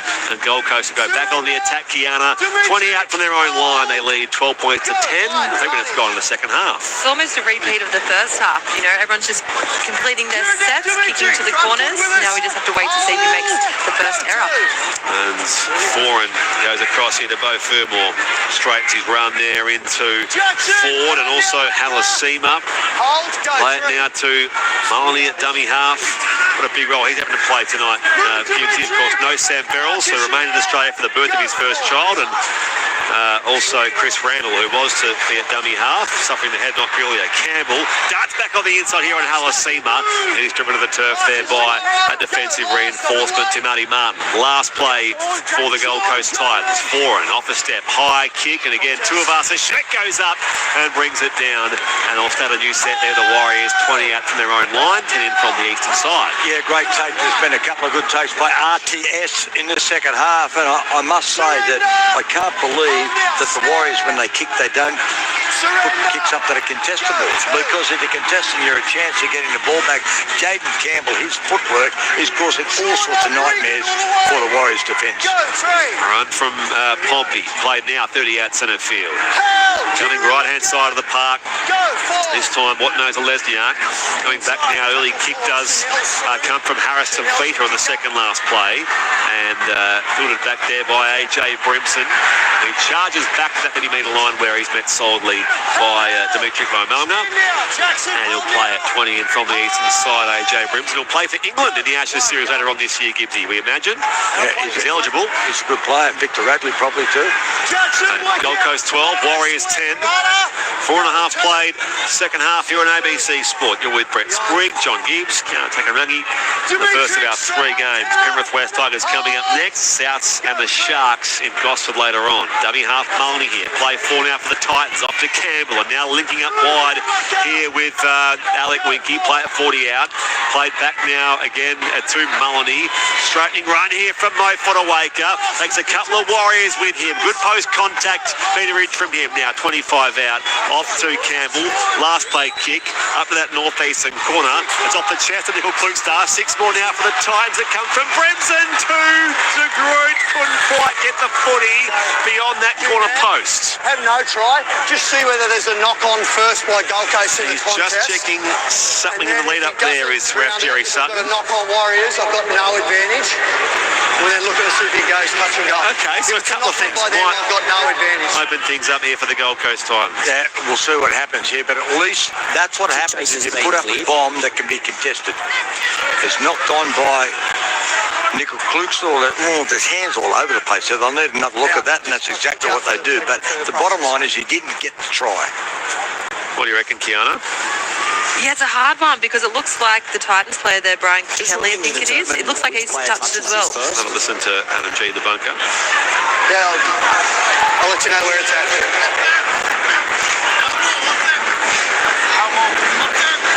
The first touch is off Chance, which is a knock-on, and then there's a double knock-on off the Gold Coast post that we have a decision. It is scrum, mate. There you go. So Titans get the ball back. Yeah, Titans scrum feed here. Only about 10 metres out from that northern line. Mitch in the Highlands says, Wires are a bit like the Eels. When Mitch isn't there, they miss a little oops, go Para. Mitch Barnett. Yes, and Mitch Moses beat the Parramatta one. Good on you, Mitch. The namesake, Mitch of the Highlands. More of your text shortly as well if we can. 0467920222. That'd be a try. Possible. I don't think he looked like he was convinced either, Joe. Yeah, but it was a knock on there. It was a double knock on. The first knock on against the Warriors. Here comes the Titans. Here they go, left-hand side of the scrum. Campbell's angled run, dragged down though by centre void. It's going to be 6 more here as the defence was slow for the Warriors. Now Campbell Gillard backs his way into Vimalna, and also in there was Jackson Ford, 8 metres out centre field. Maloney comes left-hand side. Foran, it's passed behind Brian Kelly and now retrieved by the Gold Coast centre. Takes on Capewell. Was it stripped loose 1-on-1? Now it's going to be a whistle from referee Jared Sutton. Warriors, 1-on-1. Knock on. You can challenge if you want, but we got a 1-on-1 strip that's knocked on in the strip. Okay, so it's effectively double knock on, I suppose. There is correct. Yeah, so it was correct. It was knocked on. They went for it. There was 2 strips in that little play, and the second one by the Warriors was it travelled forward. So when the ball goes to the player, he strips it off him, but unfortunately he brought the ball forward. So Jared Sutton, he doesn't always get it right, but he was right on it. I don't think the Warriors are convinced that there's any chance of a challenge, so they're going to just do the right thing here and defend that scrum as the Titans come left-hand side of the field. Again, here's Brian Kelly. Fends off Capewell. Still going Kelly. Stopped by Watnazer Lesniak, and also in there is Niokore. Just short of that northern line, northwestern corner of Mount Smart Stadium. Foran back across here to Campbell Gillard. And he backs his way again into Vimalna, just like in that previous set. Play 2 here for the Gold Coast Titans. Maloney to the right-hand side. Foran to Campbell. Off to that corner now where it's Alec Winky, and he takes 3 Warriors defenders with him. He'll play it now. 3 minutes shy in that northern line. Gold Coast deep in attack. Warriors defending. Campbell, the Kieran Foran, average pass across the top, and Philip Sami can finish it off. Good vision from Kieran Foran. Threw it deep to that western touchline, and Philip Sami scores his 2nd try of the game, and Gold Coast extend their lead 16-10. Can you believe it? We've played 5 minutes in this second half on ABC Sport. John Gibbs. That was beautiful play there by the Gold Coast Titans. They had the Warriors under a lot of pressure. They had lots of ball at the start of the second half. That's 16 unanswered points now, but it was great work. It was Jaden Campbell who on this occasion, he showed them the ball. They don't know whether he's going to run, whether he's going to pass. He passed it to Kieran Foran. Dallin Watnazer Lesniak. He ran it off his wing like a mad thing, and as a result, Kieran Foran said, "Thank you very much." He doesn't play as many games and have as much experience. He just threw the ball over the top. He ran onto the ball, dragged out the feeder, and he's Philip Sami, should I say, and he scored a comfortable try. A beautiful try, beautiful setup though by Foran. Yeah, Cal, a nice moment in this game for Kieran Foran, as I say, playing his last game as a first grader in his birth city of Auckland, and he sets up the try there for Philip Sami. Yeah, really special play there by Kieran Foran. It's his 50th club game as well for the Titans, so a nice touch there. It's just showing his experience. He just saw the numbers that they've had. The breeze increase here, and Campbell has that ball off the right-hand upright, and it goes in. So that makes it Gold Coast 18, Warriors 10. Sorry, as you were. No, just, showing his experience there, Kieran Foran, with that beautiful long ball. Great try there by the Titans. Campbell's 3 from 4, including a penalty. Around the grounds, by the way, in the NRLW half-time, Roosters 32, Bulldogs 0. Carlisle, Baxter and Butler all with tries. New South Wales Cup second half, Manly Warringah 28, Penrith 18. First half, Newtown 16, St George Illawarra 4. Queensland Cup second half, North Devils 10, Wynnum Manly Seagulls 4. First half, Central Queensland Capras 18, Western Clydesdales 10. Women's Rugby, Wales 21, lead the Wallaroos 12 in the second half. AFL fourth quarter, Gold Coast leading Brisbane by a total of 66 points in the Q clash. And we're welcoming our ACT and Gold Coast listeners from the AFL on our NRL coverage shortly, midway through this second half. We've played 9 minutes here, and Gold Coast have scored the first try of this second half through Philip Sami. So that makes things very interesting. Aaron Clark back in the action here, doing some defensive work as the Titans continue on the attack. It's play 4. Ball carrier is Jojo Fafita. Play at centre field. Maloney Open side left here. Onto Brimson. And he darts straight into the tackle there of Jackson Ford. On the last play, it's on halfway. And it's been lost backwards by David Jolliffe. Added by Campbell. They go right-hand side to De Groot. He can kick the winger. Back in field, Tuivasa-Sheck hasn't lost a contest, I reckon. He did make an error in the first half, but under the high ball so far tonight, John Gibbs, he's been exemplary. Yeah, he has been, and that was good dangerous play there again. The drop ball went backwards, and Jaden Campbell picked it up. They're in a hole at the moment, the Warriors. They can't seem to get out of it, and they're just going one out stuff. That won't get the job done. Still half an hour left in the game as Tuivasa-Sheck with a carry here into Fodawaker and also Jamin Jolliffe. Play 35 out to his own line. Over the 40 they go here. It's come to the right-hand side. Tanner Boyd. Last play kick from the Warriors. Boyd against his former side. Down towards the opposite 10-metre line where the man waiting for it is Philip Sami. He's scored 2 tries in this game so far. And now at dummy half, it's swung back across open side right. And the Gold Coast Titans continue on the attack. Tackle ball and all down there is Josh Paxton, who debuted back in round 15 against County. That was actually a win, their last win. So it was 6 weeks ago now. They might be good for one here. 18-10 the Gold Coast Titans lead. Sorry, force of habit. It's a New Zealand game. It comes to halfway here. And Campbell Gillard on play 4 is tackle. Plays it out of Mullany. Off to that open side right, Fodawaker. On a darting run, Clark makes the tackle in concert with Chanel Harris-Tavita. Another of those full namers, just sounds better. 40 out from that northern line. They come blindside right, and a kick from Campbell last play. Onto the chest there of Nickel Klupstar this time. Left knee heavily strapped. He almost leaves Josh Paxton there in his wake. But he'll play it there after the tackle of Jojo Fafita. 15 out from his own line. Now Tuivasa-Sheck on play 2, and it will be penalty Warriors as the contact was a little too high there from Beau Fermor. Or maybe it was Campbell, but it looked like it was Fermor initially. And it will be penalty Warriors.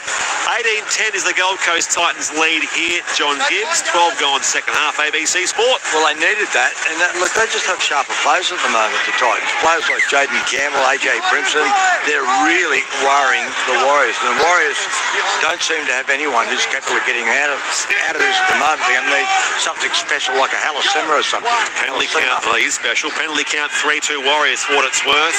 Scoreboard 18-10 Gold Coast. Here is at dummy half. Martin, flat ball there to find Clark. And now some good breaks up that left-hand side. There is Halasema. 20 out, 20 in, eastern touchline. Martin dummy half on play 4. Back to Aaron Clark. Goes charging into that wall of Gold Coast defence. Brimson in there as also was Alec Winky. Play it 9 out to the field. Martin off to Fisher Harris. The crowd rules them on here. Boyd off to Niokore, and he's tackled. Big play it was in defence from Kieran Foran.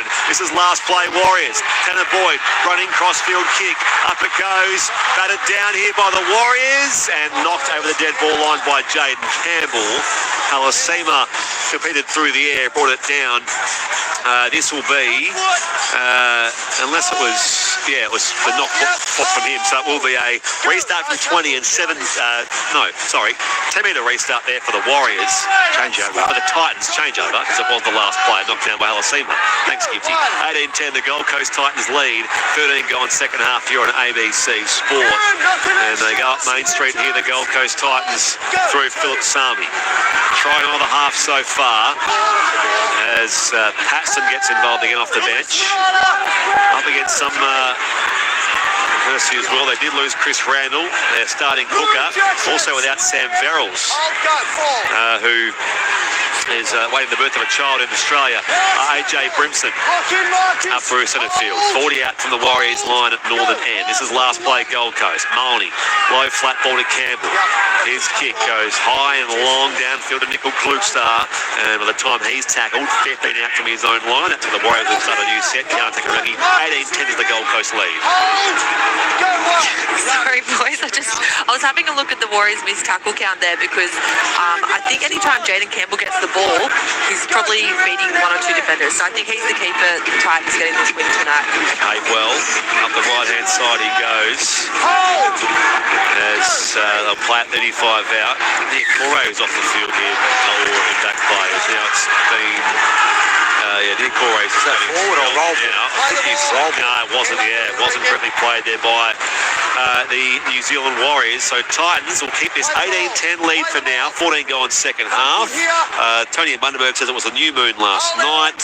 Waxing crescent moon is tonight's one. Thank you, Mitch. It was a dark moon last night, mate, says Mick and Cairns. That was way off.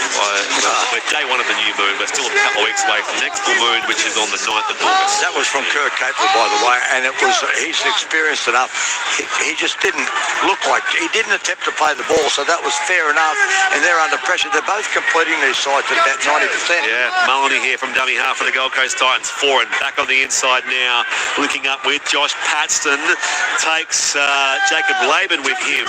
Laban's out there for Niokore, and now from dummy half, left-hand side of the park is Maloney with Foreign, and now left-hand side to Fermor. Plays it 8 metres out from that northern line. It goes to Bremson, puts in the kick, and Brian Kelly falls on the ball a metre out from that northern line. What's Jerry Sutton saying here? Give me a chance. This is what I'm trying to do. Gee, reviewing here, I don't believe we got a penalty try, but I'm looking to see whether Dallin Watini and Lesniak commits a professional foul. Okay. Brian Kelly getting a clean play at the ball. This wasn't obvious to the naked eye, but He's tackled him without the ball. 10 minutes you'll get, Brett. Okay. It's big. I didn't see it again here as he... Left side kick chaser on jumps in there. This is Adam G in the bunker while I'm making sense of it as well. He's way off Kelly. Kirk Capewell is committed to the tackle on Brimson. We're playing on. Yep, and he cleans up Brian Kelly. The ball 10 minutes in the bin. Yeah. That'll be 10 minutes in the bin, and they'll have the ball right on the Warriors line. They're in trouble. 18-10, they lead at the moment. That's 18 unanswered points, and looking like scoring more. Just reviewing the actions of Dallin here.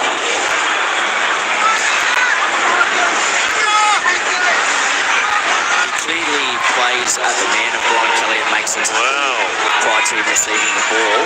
Just looking at perspective of other defenders around now.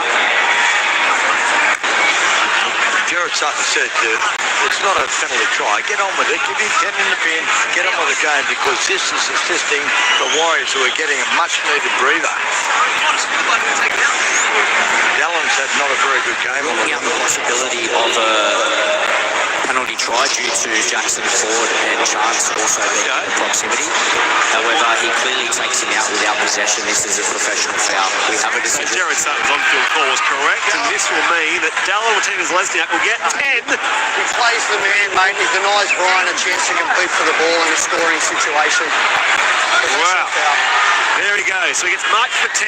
Dallin Watini-Lesniak, and that means they're down a man, and they still remain down 18-10 on the scoreboard, the Warriors. And the way they play the Gold Coast, and they're controlling the ball well today, they have been really peeling them open anyway. So with one less player, with a numerical advantage, they could do anything here. If they hang on to the ball like they have been, they'll be scoring more points.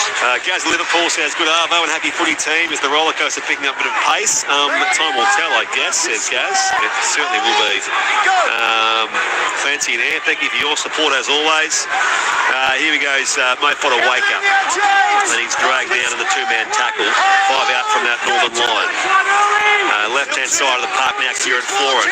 Off to Brimson. They get set restart here, the Gold Coast Titans. So a full set, 18-10. 25 minutes left in the game still, so a long way to go yet. Sami dummy half. Open side to the right.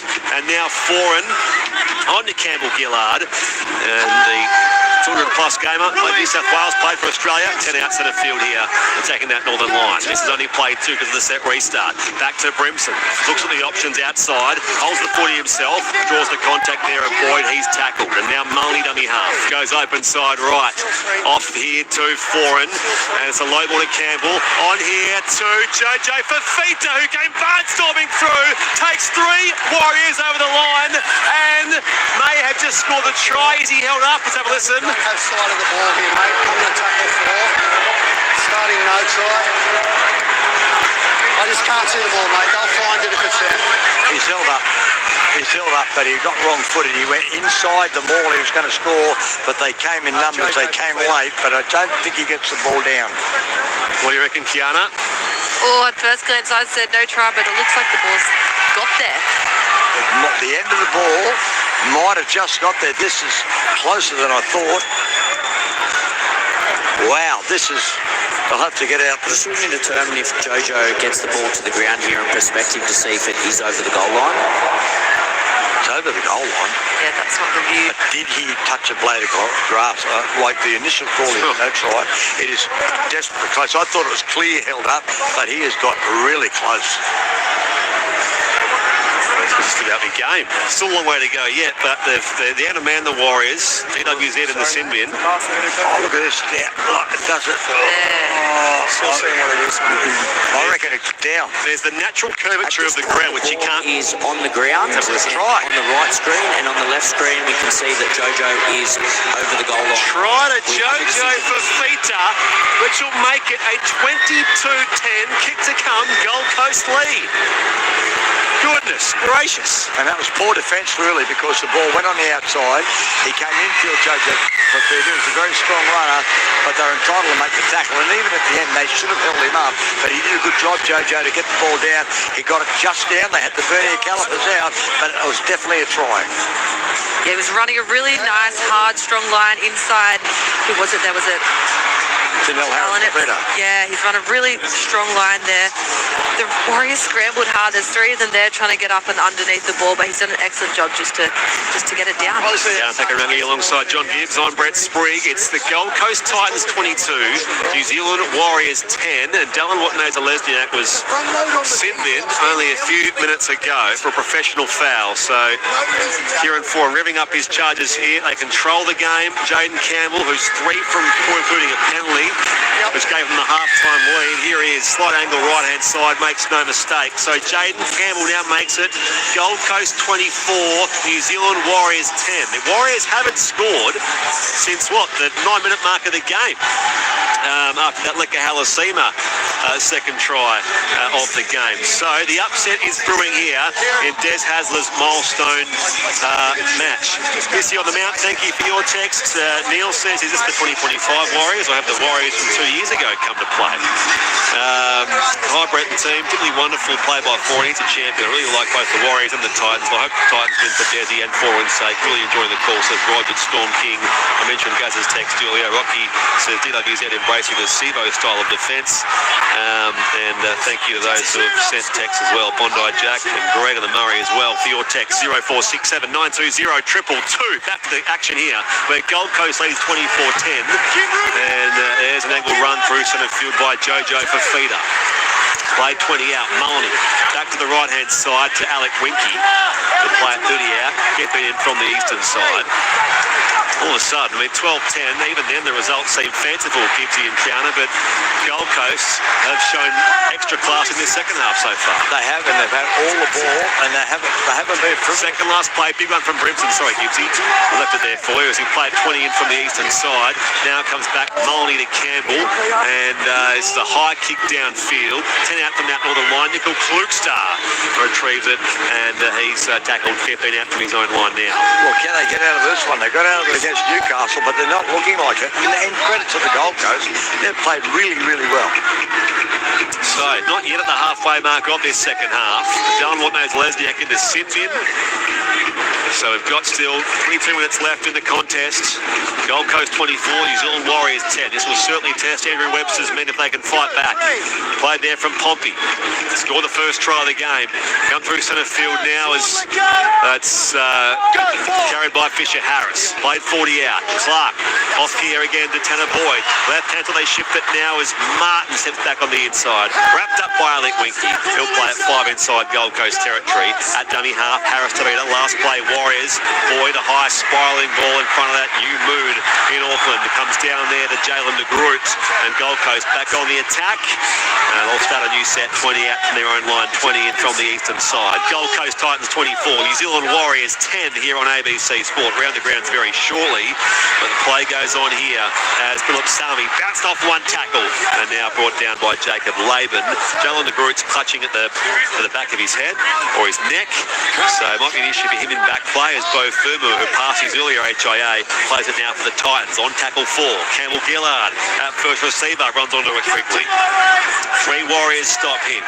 On halfway now for the Titans. It's come to Campbell. He can dash away. Almost with the break himself, but he's stopped from behind there by that man Halasima. Last play, Gold Coast. Comes to Kieran Foran. Off a step, high kick in the air. And Nickel Klugstar. Warriors back on the attack. We're at the hour mark of the game here. So 20 minutes left in Auckland. It's the Gold Coast Titans 24. New Zealand Warriors 10. Tuabasa Sheck receives the footy. Wrapped up by Maloney and also in there Fodawaker. 35 out, 20 in from the eastern side. Well, you don't say this very often with a lot of confidence, but in this game, albeit 20 minutes to go, 24-10, if the Warriors don't score next, they're gone. And they get a penalty, and that will help. Mo Fodawaker there, incurring an infringement in the ruck, and that was unnecessary because they've got them done to a dinner. So, penalty count in the game so far now, 4-3, the Warriors' favour. Nathan WA says, how in God's name did C&K at Nickel Klugstar not get banned in the first half? We discussed this off here, didn't we? When he got wrong-footed, then he threw his leg out of the attacker in that first half. And his hand. You can go back, I think it was more his hand, wasn't it? But you can sort of go back on these things. I don't think that's the reason necessarily that, well, I suppose, yeah, they would have been down a man earlier, wouldn't they, the Warriors? But 24-10, here it's Boyd. On now again to Jacob Laban, tackled by Fermor. Play it 20 in from the western side, 20 out from that southern line. Clark to Boyd, off to Martin. He gets to the one tackler, still going here. He shifts it wide into Ulasashek, who comes back on the inside and scores a try behind the posts. RTS is in. Then the Warriors need that. 18 and a half left. Gold Coast 24, the Waz 14. Kick to come Warriors at a packed Mount Smart Stadium, John Gibbs. Well, he's been playing very strong. He's defused some bombs, and he is one of the players that has looked dangerous, but he got the ball on the outside. It was good work. Tannerboy gave the ball to Tamari Martin, and Tamari Martin had a couple of choices. Would he go to the centre and Adam Poppy, or will he cut him out and give it to Roger Tuivasa-Sheck? Well, he thought, no, I'll give it to Tuivasa-Sheck. And Tuivasa-Sheck, he came up with a trademark beautiful step, one step, and he was inside 3 Titans cover defenders. Beautiful try. They needed that. That might give them some hope. There's still a long way to go. Still with DWZ in the bin. Try confirmed. Like you said, the Warriors won't give up. They played the full 80 last week, and I'm sure they're going to do it again. But I think the Titans have done well with covering those long shifts by the Warriors. I think they just got that one wrong. They probably shot out of the line, didn't stay connected, and the Warriors get over for some points, some much needed points. Tannerboy takes the quick kick, so he's now 2 from 3, and the scoreline is the Gold Coast 24, Warriors 16. Steve at Bondi says, you think this is an upset? Just wait until you see the Tigers. Yeah, they're up next against Penrith at Western Sydney Stadium. Good on you, Steve. Tom in Manly says Des will be the first player, first one into the showers after the game.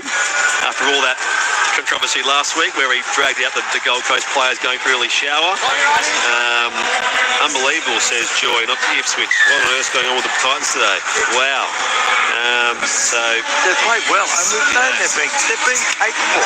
They just don't produce it on them. Around the ground shortly as well. The NRL Rugby quickly second half. Bruce 52, Bulldogs 6.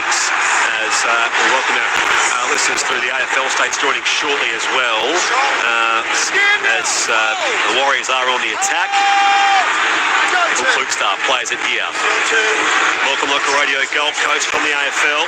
Your Titans lead the Warriors 24-16. Here's Halasima. The Warriors on the attack. 17 left in the game. Warriors did score most recently with Roger Tuivasa-Sheck. And Halasima still going. He drags de Groot. And also in there was Fermor with him. Play 4 Warriors. They've got some momentum back with them now. Nickel Klugstar to the right-hand side. On here to Capewell. Swings it back here. Centre field Fisher Harris to Tanner Boyd. On play 4, Martin. Takes on Alaquinky. He's claimed there by he and also Molly. 20 out. Left-hand side of the uprights. Dummy half, Harris to Peter. Back to Jackson Ford. Takes on Jacob Alec. He'll play it 10 out in that southeastern corner of Mount Smart Stadium. Here goes Chanel from dummy half. Almost dropped by Tanner Boyd. He goes a dicky kick now. Up towards, it's Laban knocks it back now. It's a loose footy. Kelly might get there first at ground level. He's taken some heavy contact to his head as well. Raptor and Sun saying it's knocked back first. Gold Coast, or knocked on first. So, Warriors will keep possession here. They scored through Tuivasa Sheck most recently. They trailed at one save 24 points to 10.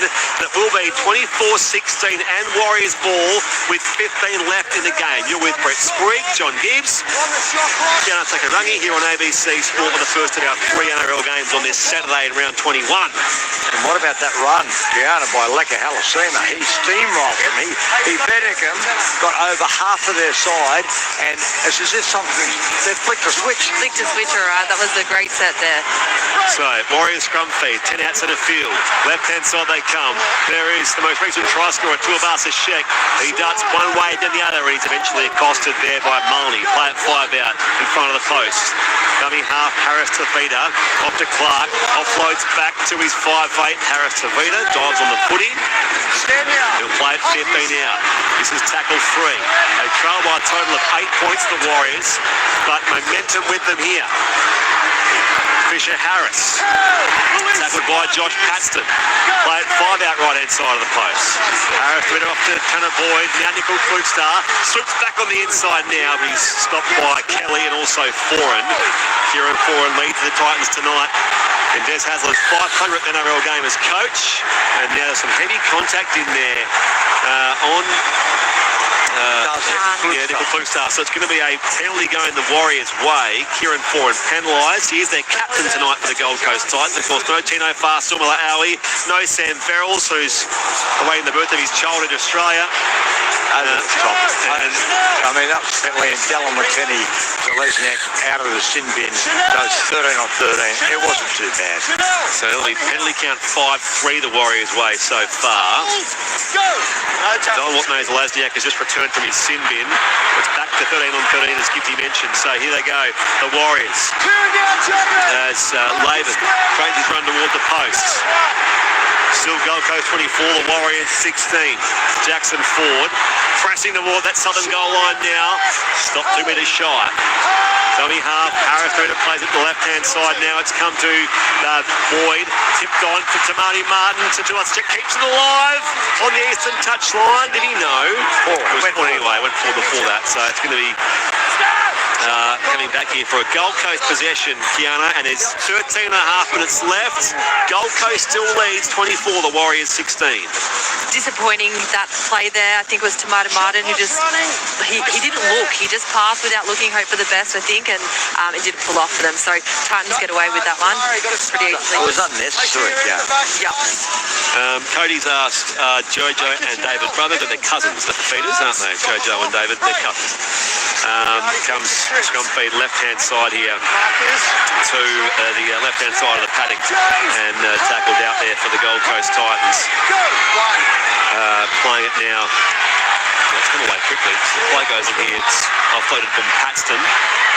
Back here to Jaden Campbell. Playing 20 out from that southern line. 13 minutes left in the game. Fodawaker, first receiver.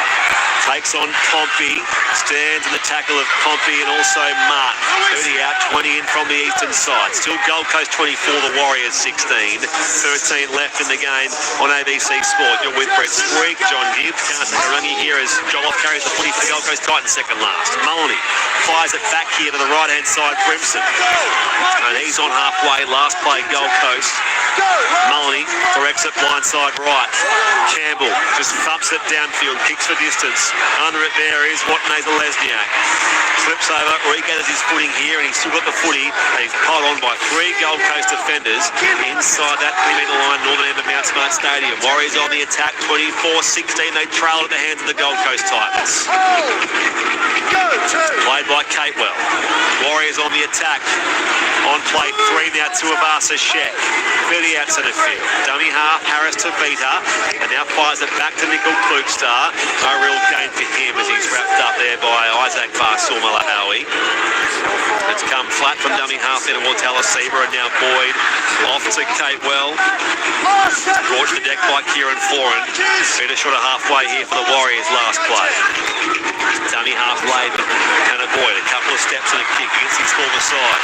They'd love to engineer a win here for the New Zealand Warriors at home. They trail still by those 8 points. Titans 24, Warriors 16. 11 left in this game. They need the ball, but the Gold Coast are completing at 95%, which is remarkable for the Gold Coast Titans, and they're in the mid-80s, the Warriors themselves, but the Titans have been so frugal. It's been good. Jackson Ford laying in the ruck, so it's just played into his head by the Titans going in the attack. So forwards, Fermor, already on play 4 here they are, the Gold Coast Titans, and on halfway for that 24 points to 16 lead here at Mount Smart Stadium. Right-hand side they go. Potawaker shrugs away Martin, takes on Pompey, put down there, 40 out from the Warriors line. Last play, Gold Coast. Campbell's kick, end of the set.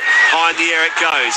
Leaping up, Nickel Klukstar brings it down, and he'll play it 15 out from his own line and pull an end counter-attack rangi.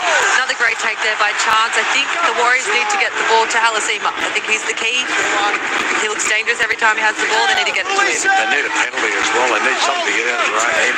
Yeah, that would be good. Tuivasa-Sheck tackle plays it quickly. What there's a Lesniak release there with a 15-metre run, and he's up over the 30-metre line here in centre field. Back to Tuivasa-Sheck on the 40. And he's met there by 3 Gold Coast defenders. Platts finish on a halfway. Dummy half, Harris to Vita. Off to Fisher. Harris, and he's inside Gold Coast territory now last play. From Chanel at dummy half. Here the Tanner Boys.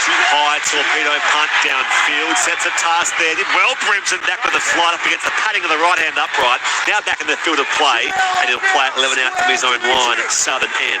We've got now 9 minutes and 50 seconds left in the game. It's still Gold Coast 24, the Warriors 16, John Gibbs. Yeah, and they're going well. The Gold Coast is still not dropping the ball. I'd like to see the midfield bomb from the Warriors, not the ones that they can easily defuse. You need to contest for the ball at the moment. There's less than 10 minutes to go, 9.5 minutes to go, and they trail by 8. There's Philip Sami, centre field run for the Gold Coast Titans. 24-16 is the Gold Coast lead here.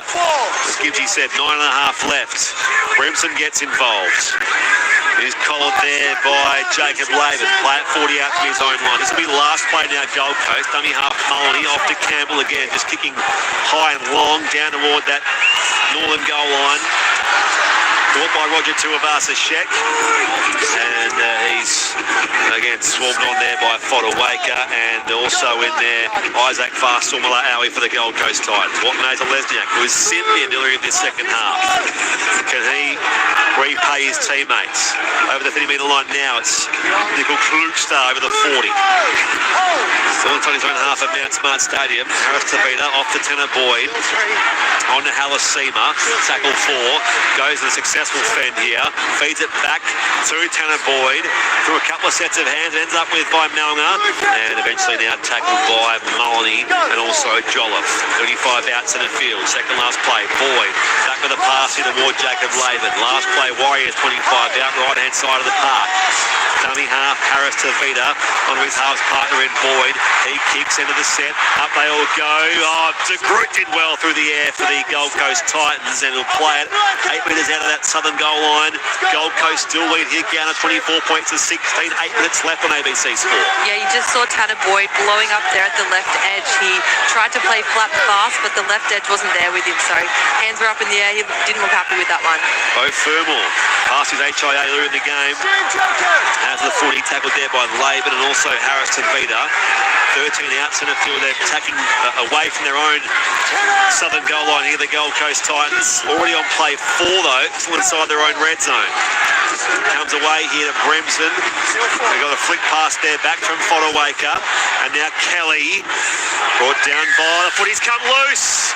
Good tackle from Harris to Vita and also by Munga. Unless it was raked, it is a penalty going Gold Coast's way. Okay, that's big. Gold Coast still in here, 24 points to 16. 7 minutes left in the game. Well, they're going to challenge, and this is a Hail Mary. He's guilty here. Okay, Warriors challenging the ruling of the strip. Dimitri. Dimitri knows he's stripped. Why would he challenge? Dimitri is always on the ball and tackling. Well, then it comes loose.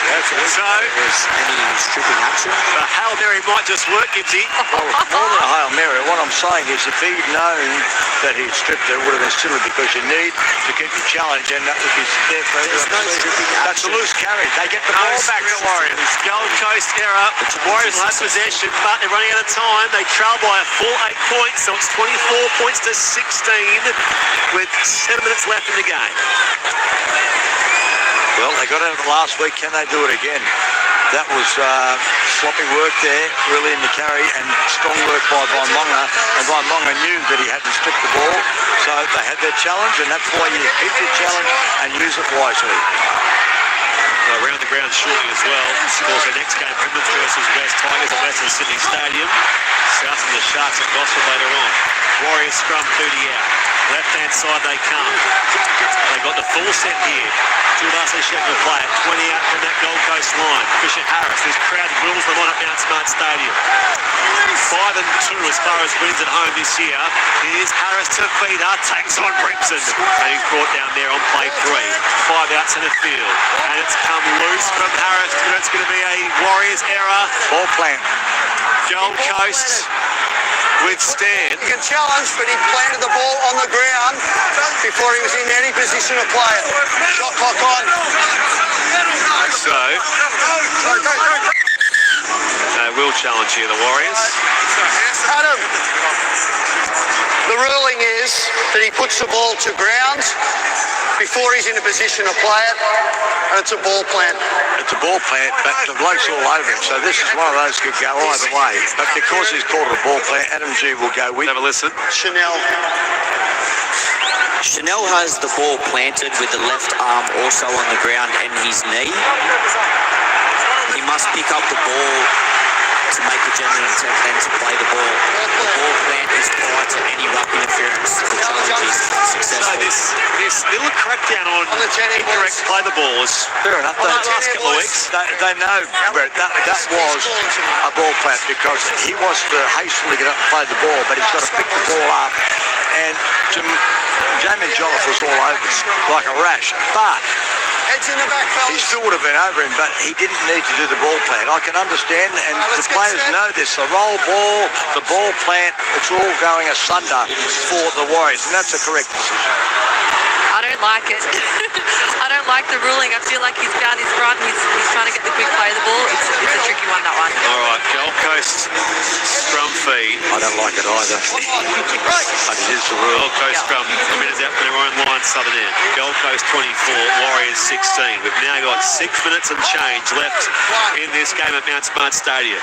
It's come back to Philip Sami. They pile on him. He'll play it now. 15 out from his own line. Furmore. It's him out of that red zone again here. 10-metre run here before he's tackled by the Akore. On the 30 here they go, the Gold Coast Titans. And it's going to be a penalty here going Gold Coast way. He was warned there, right on the Akore by referee Jared Sutton. So penalty Gold Coast. It's now penalty count of 5-4 in the game the Warriors way. We've seen ruck infringements 4-3 Gold Coast plus 2 more for inside the 10. Now the visitors find touch on the eastern side of Mount Smart Stadium. 5.5 left in the game. Gold Coast hangs on to a 24-16 lead here. Brought back into play by Alec Winky. Surrender! He does surrender there with the tackle of James Fisher-Harris. Dummy half Mullany. Open side left. On here to Isaac Far-Sumala-Aui. Straight his run there in the Harris to Vida, and also in there Dimitri Vaimonga. Play at 25 out centre field. Mullany to the left-hand side this time. He's been good Cleese Haas. A little show and go. And then brought down by Fisher-Harris. And he'll play it there. Haas 20 out from that northern line. Mullany across to the right now for Foran. Back on the inside. Trying to get something going with Isaac Far-Sumala-Aui. We're into the last 5 minutes of the game now. Gold Coast lead by those 8 points. Here's Cleese Haas. Left-hand side of the post. He is now 3 metres shy of that Warriors line. It is last play the Gold Coast Titans. 24-16 their lead. Dummy half Mullany waits there.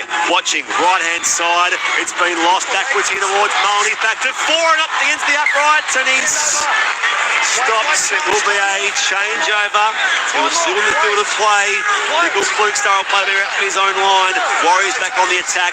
Titans 24, Warriors 16. Padding stopped there. Kieran Ford thought he was going to have a fairy tale literally in Desmond's 500 game at his 50th for the Gold Coast Titans, but he's prevented from scoring by padding. If that was John Gibbs here at padding, would have been no worries.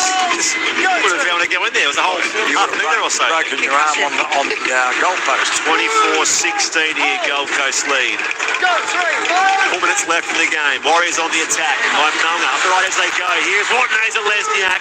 And he's stopped there by Joloff and also Ford. Just short of halfway. Second last play, Warriors. Boyd swings it across. That shift to the left now. Martin on to Pompey. He's on the outside there and Tuivasa Sheck, but he won't get back. Pass away. He's brought down by Jojo Fafita.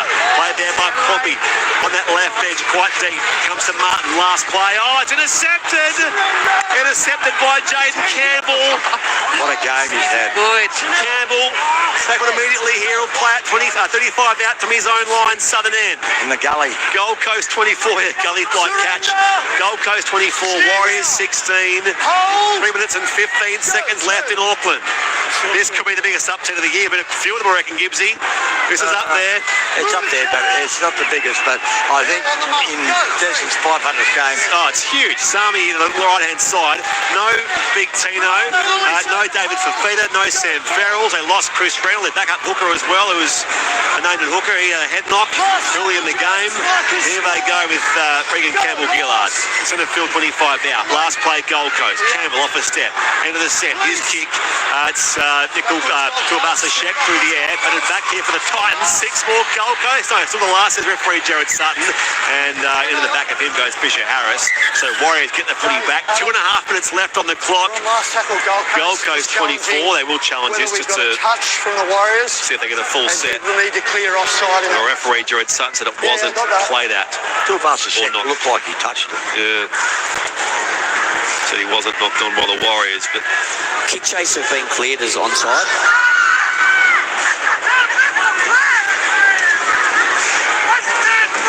the first hand up there belongs to the Gold Coast. No touch on that from Tuivasa Sheck. At this point, it's backwards off the Gold Coast. See whether there's a secondary touch.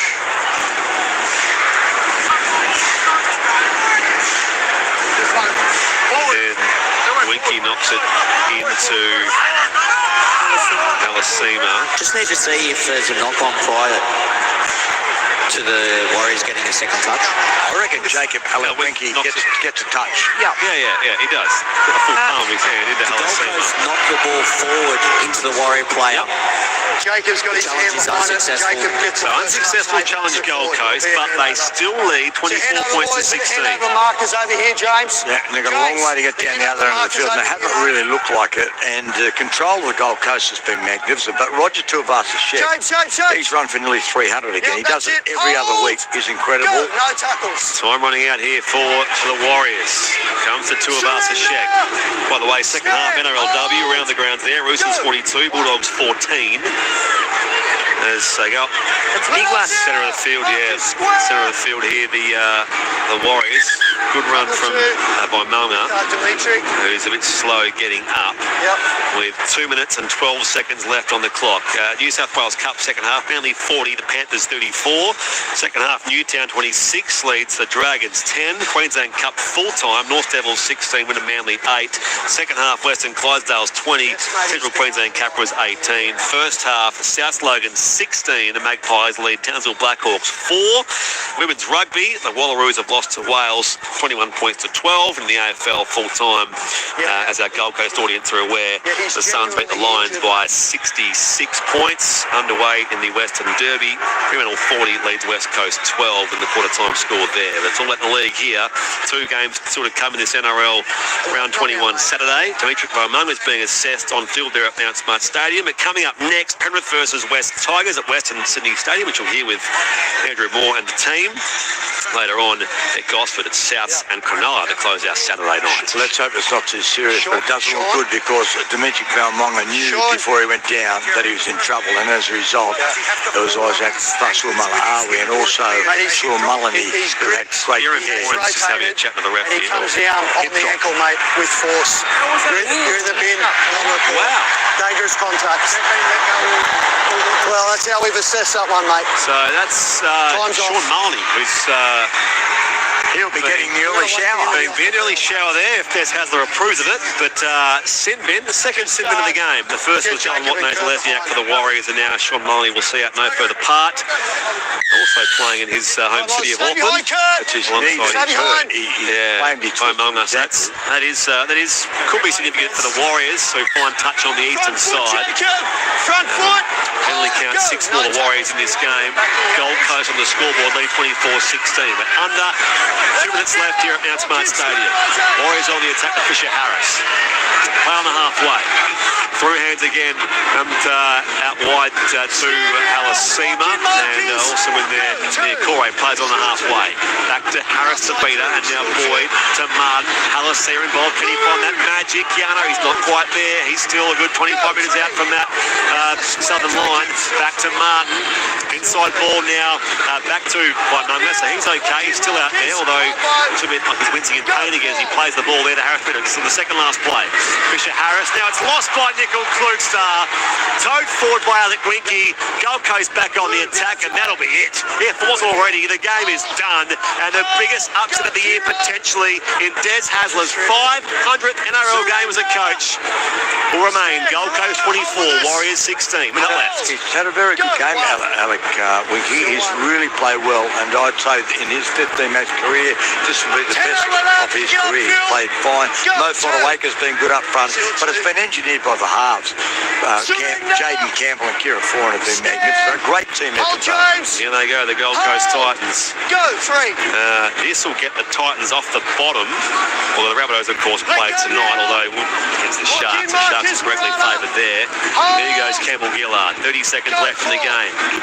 We'll have a brief opportunity to wrap things up here in the boardroom at ABC Sport HQ. And things across to Maury and the boys at Western Sydney Stadium for the next game. Versus West Tigers. Prims and dummy half. Open side right there. Foran stabs his kick up in the air. Launching Nickel Klugstar brings it down. 10 seconds left. The Warriors were willing their team on in this second half. Watney-Lesniak with 7 seconds left. Driven all the way back. Flick past to Tanner Boyd. Down to Nickel Klugstar. On here, Catewell. And that flick pass on here was now kicked by the big fella running up the western touchline. But Jaden Campbell jots back there and retrieves it. And it's party time for the Gold Coast Titans. This is quite a win.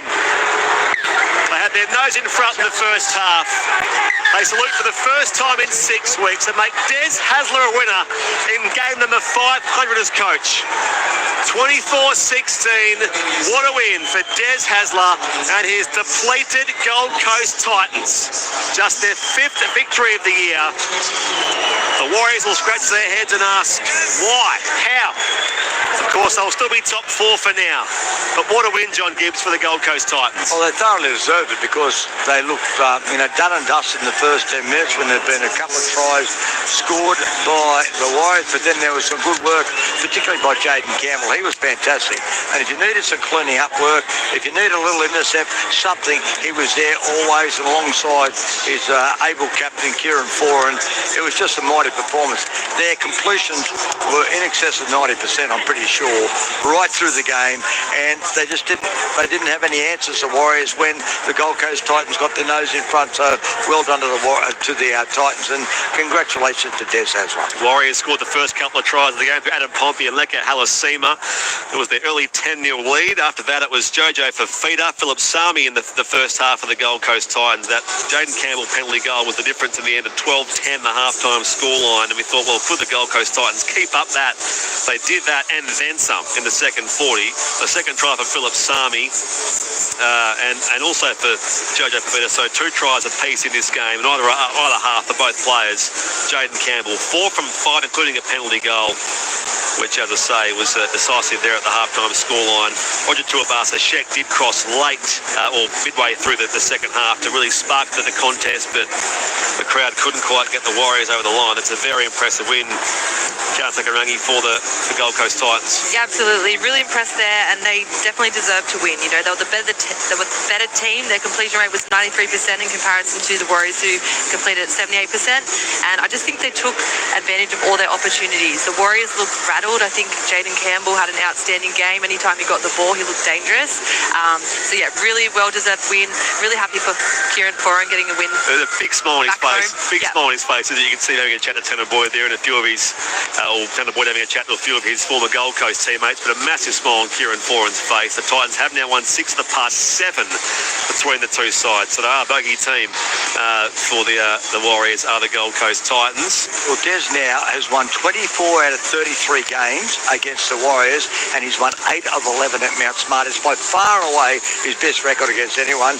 And Louis and Connor Watson were right on it. They went with history. And you. I did wait for Connor and Louis to go first with their tip. I was on their bandwagon, and the Gold Coast Titans did salute. And it's a great win. It is an upset, but it's not that dramatic when you consider that they just got over the line against Newcastle last week. I think Parramatta against Brisbane last night. There's 2 big upsets in a row. Massive. Yeah. Again, but we're back to upset city. But I come back to the fact that no Sam Barrels, no Tino Fa'asumala Aui, and all of that. And so that just franks it. That franks it, Brett, for sure and certain. But they were just too good. So that means they're for and against. I'm trying to think. They're still. And that comes right down to the wire on that for and against with the South Sydney Rabbitohs. I fancy. Well, that's the 8 points. They were minus 157. Yeah, so now they'll be minus 149. No, sorry. Yeah, that's right, isn't it? That's correct. Minus 149, which the Souths also are.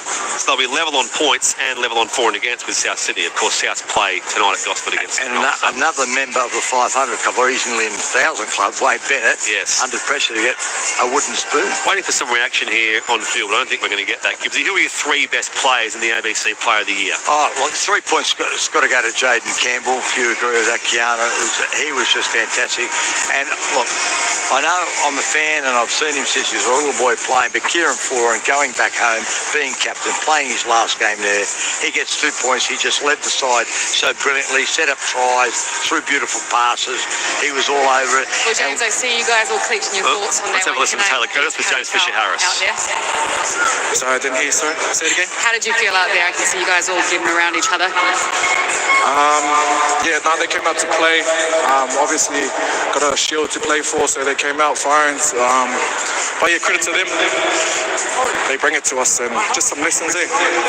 Where did you feel like the moment kind of slipped? You know, you lost your hooker very early on, but then Tamati's ability to slot in there, you guys did look good in some spaces. Yeah, that's it. Just some discipline and some errors along the way, but yeah, we just got to be better as a team. And what about some words on Marata Nikoroe celebrating his 150th and to do it here at home? Yeah, no, it's massive. The boys are gutted, to be honest, not being able to get the victory for them, but life goes on. On to next week. On to the next one. All the best, Ben. Cheers, thank you. There we go. James Fisher-Harris there from the losing side with Taylor Curtis, courtesy of the TV broadcaster Sky. So 3 to Jaden Campbell. 2 to Kieran Foran. Yep. And, 1 point. It's a toss-up. Look, Mo Thotawaker was fantastic, but I've got to give 1 to Roger Tuivasa-Sheck because he tried to do everything in his power to get the Warriors back into the game. He ran for nearly 300 metres again, scored a try, which is an important one to get them back. So 1 point for Roger Tuivasa-Sheck. But the whole Gold Coast Titans outfit, under the circumstances that you have articulated, but all of those players out, and then losing out the players, was fantastic. Let's hear from Kieran Foran quickly. Pretty good. It's been a tough month of footy for us. We've been pretty competitive, but we haven't been able to get the win. And it's been tough. Turning up every week and not coming away with the result. So to get that one today will certainly lift the morale in amongst the group. What was said at half time? Because you guys took up another notch.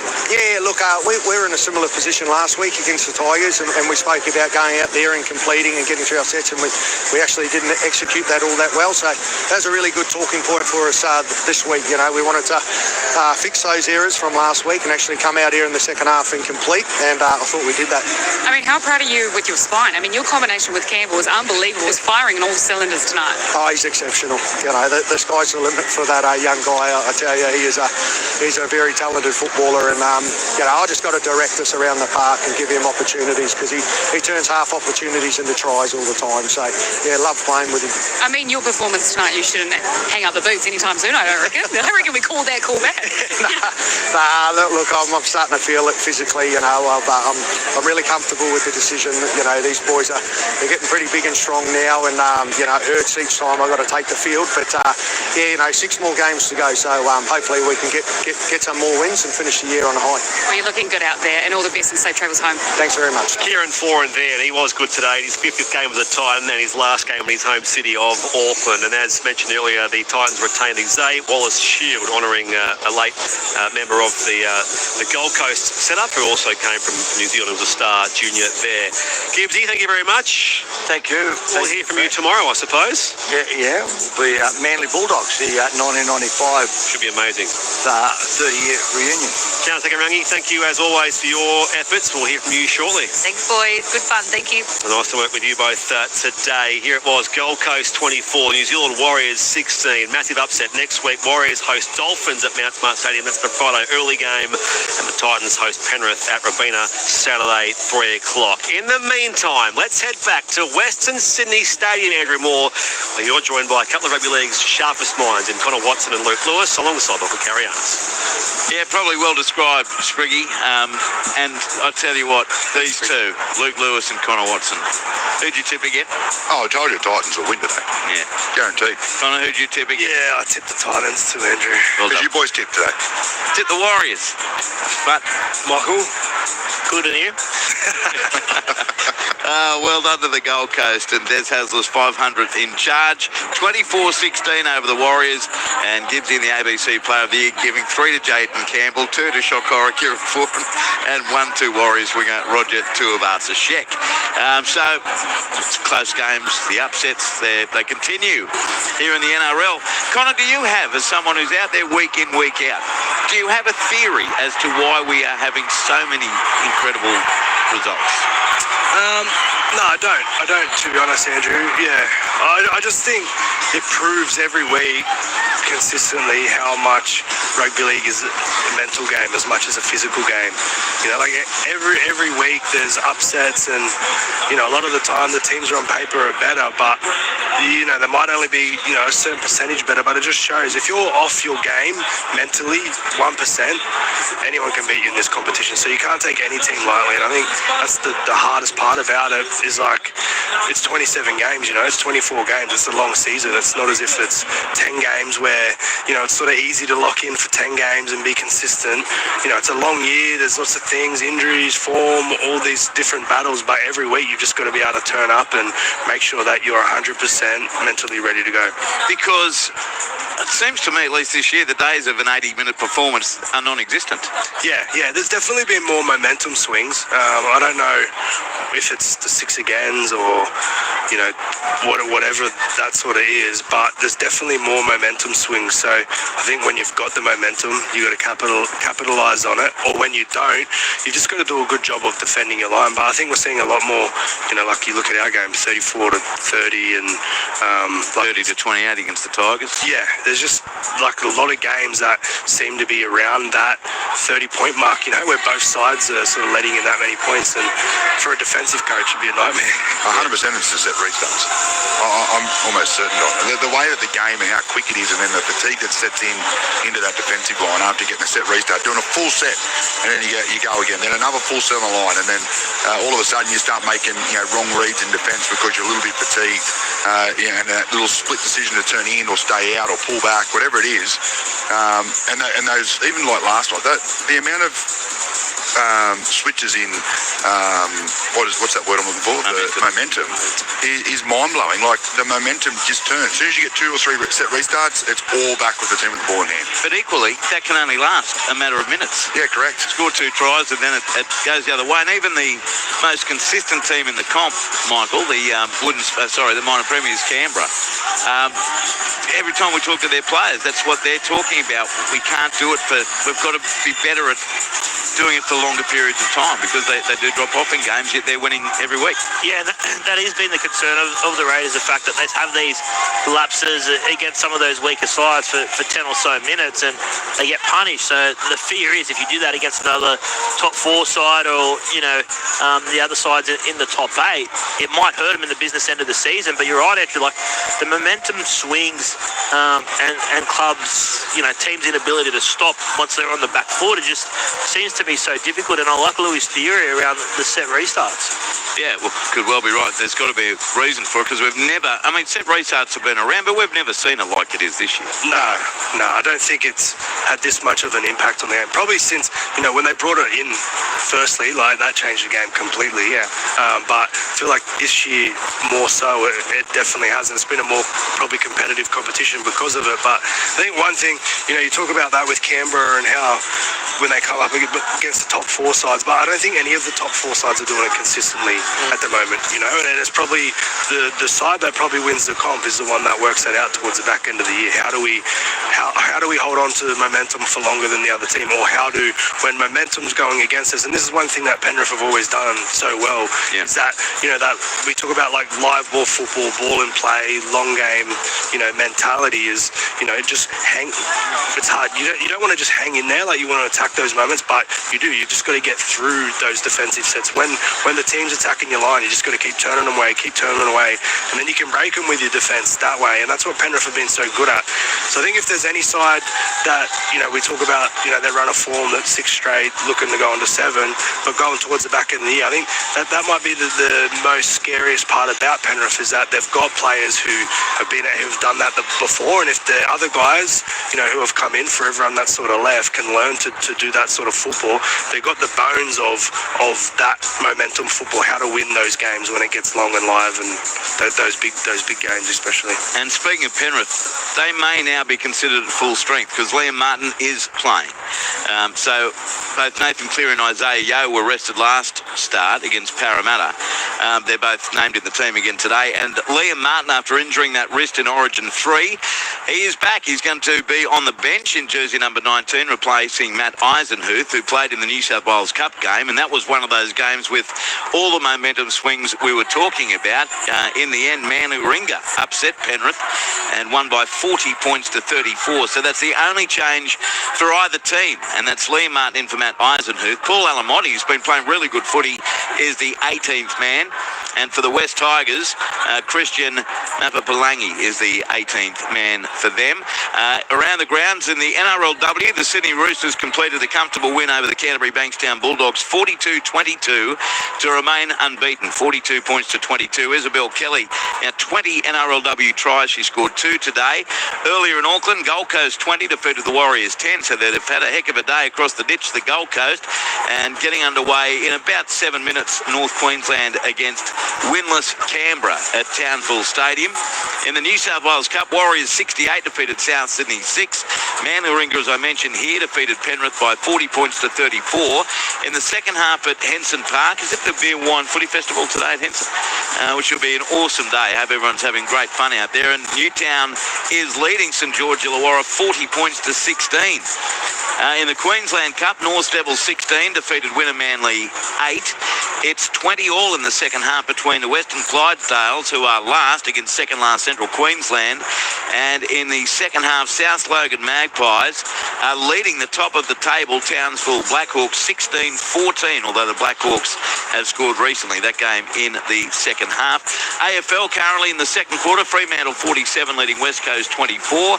Gold Coast defeated the Brisbane Lions 130-64.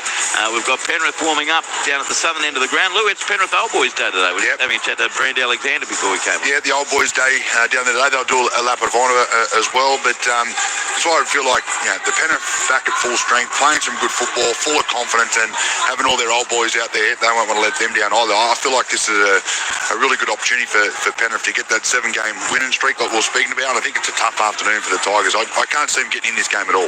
But with all of that said, what we're seeing already this weekend and all through the year, is this a danger game then for Penrith? Oh, I think every game's a danger for Penrith at the moment, because although they've gone on that winning streak, they're still not cemented in the top 8, although we all think they're going to finish in the top 8. They've got eyes on top 4.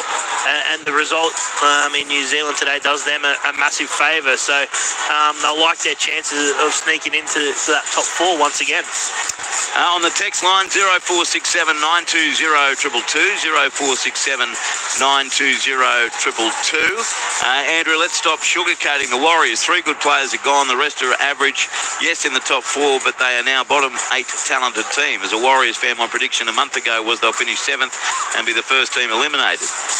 End of story. Love the ABC. Martin, we appreciate that. I think you're very wrong. I think they've got some really talented players still in that team, including the likes of Roger Tuivasa-Sheck. But no doubt injuries to key players, especially Mitch Barnett, and Luke Metcalf to me is the killer. I don't think they can win a finals game without Luke Metcalf. No, I think that's the biggest blow. Lukey Metcalf, the way that he's been playing, was playing at the start of this year, was phenomenal. You throw Mitch Barnett in there as well with his experience and the way that he was playing. You take those 2 boys out of the side, they've still got a lot of talent there, but they just can't. I don't think they're going to win either. They're not going to trouble teams like they used to trouble with Lukey Metcalf, and that little combination, and obviously the hard-nosed edge there of obviously Mitchy Barnett. So 2 massive losses. So I agree with your overall point, though, I think, Martin. Can you please? Oh, no, that's an AFL one. We've got a few AFL texts coming. I'll pass them on to Michael. Does the panel think Des Hasler will last the season as coach of the Titans? That would be more likely than not, wouldn't it? I think season, yeah. Yeah, he's not going to be beyond. He won't be the coach next year. Is Josh Hannay the P for that job? Yeah. Wonder, I think we brought this up a couple of weeks ago. Josh Hannay had a choice. If there are 3 positions up for grabs, Newcastle, North Queensland and Gold Coast, and that may well not be the case, but if that's the case, Gold Coast would be your last choices for a coaching job, wouldn't it? I'll be going to the Cowboys with that talent. So would I. If that is a choice. Yeah, I'd love the Cowboys. Like, you just build a club around Dearden, don't you? And that's, not to mention the other talent that they've got there, but to have your halfback at, 24 years of age locked in, it would make a huge difference. Look, the Titans roster is not that far away. Just need some rejigging. I don't think it's the Titans. I don't think the Titans roster's horrific. Titans roster's good. They've just invested poorly in terms of David Fafita. I don't know why they signed Regan Campbell-Gillard when it was already a position of strength and a lot of money in the 4-pack. They've got 3 high-caliber fullbacks on good money on their books. So you make a few adjustments, and I don't think it's as far away as their performance indicates. Paul at Manly, was this read earlier? It may have been. Des has gone to the dressing rooms to turn all the showers on after what happened last week, while Robbie in Fernvale says Des should retire immediately. 500 games, finish a winner, and did it without David Fafita and Tino. Excuse my ignorance, who is last on the ladder with competition points? Same as differential, is there another factor?